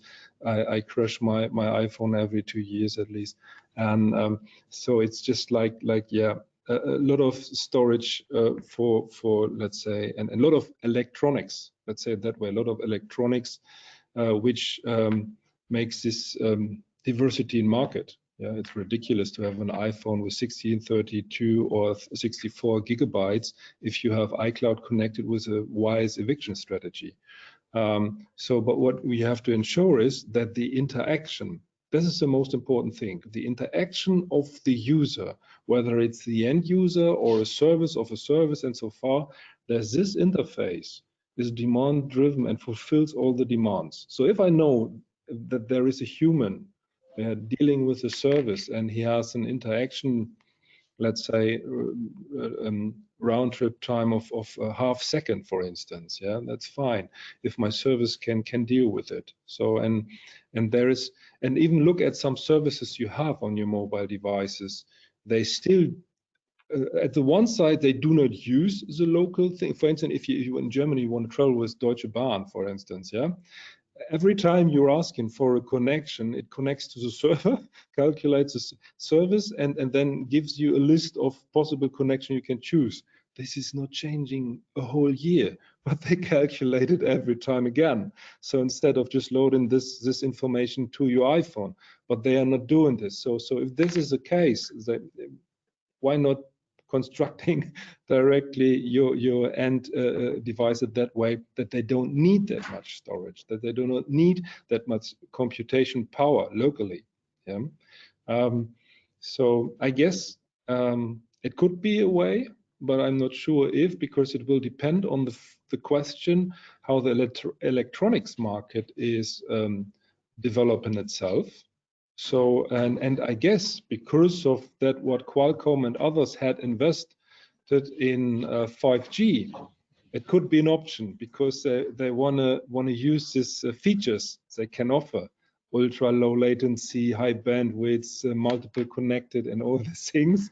So, and if you want to sell these CPUs, maybe to have a good balanced product in end market, you have to reduce other things. So, and then you just rely on fast execution and transporting streams. I hope in terms of the question I understood, it reflects my opinion sufficiently. Thank you. Perfect. Thank you, Gunnar. Thank you for that presentation. Thank you for the Q&A. Perfect. Really interesting stuff. I wonder, well, my next question would have been, but we are out of time. It's whether you can virtualize across data centers rather than within a data center. Sort of virtualization. We're already doing this. We are.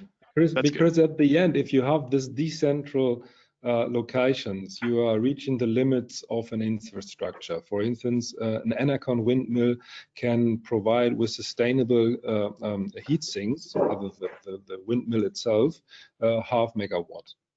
So for a classical, let's say, rack size of 5 up to 10 means 50 racks per windmill. That's sufficient. But if you look at HPC, for instance, the Bull Sequana 2000, they consume 100 kilowatts per rack. So that means 5 racks per windmill. So, and if you wanna let's say, give an option for BMW, Volkswagen, and all the rest of the world, which are selling, which are buying own HPC clusters for millions of dollars, then they need bigger ones. They are talking about HPC sizes of 10 megawatts, 5 megawatts, something around about this. So you have to partition, you have to consolidate, so you have to virtualize the infrastructure itself.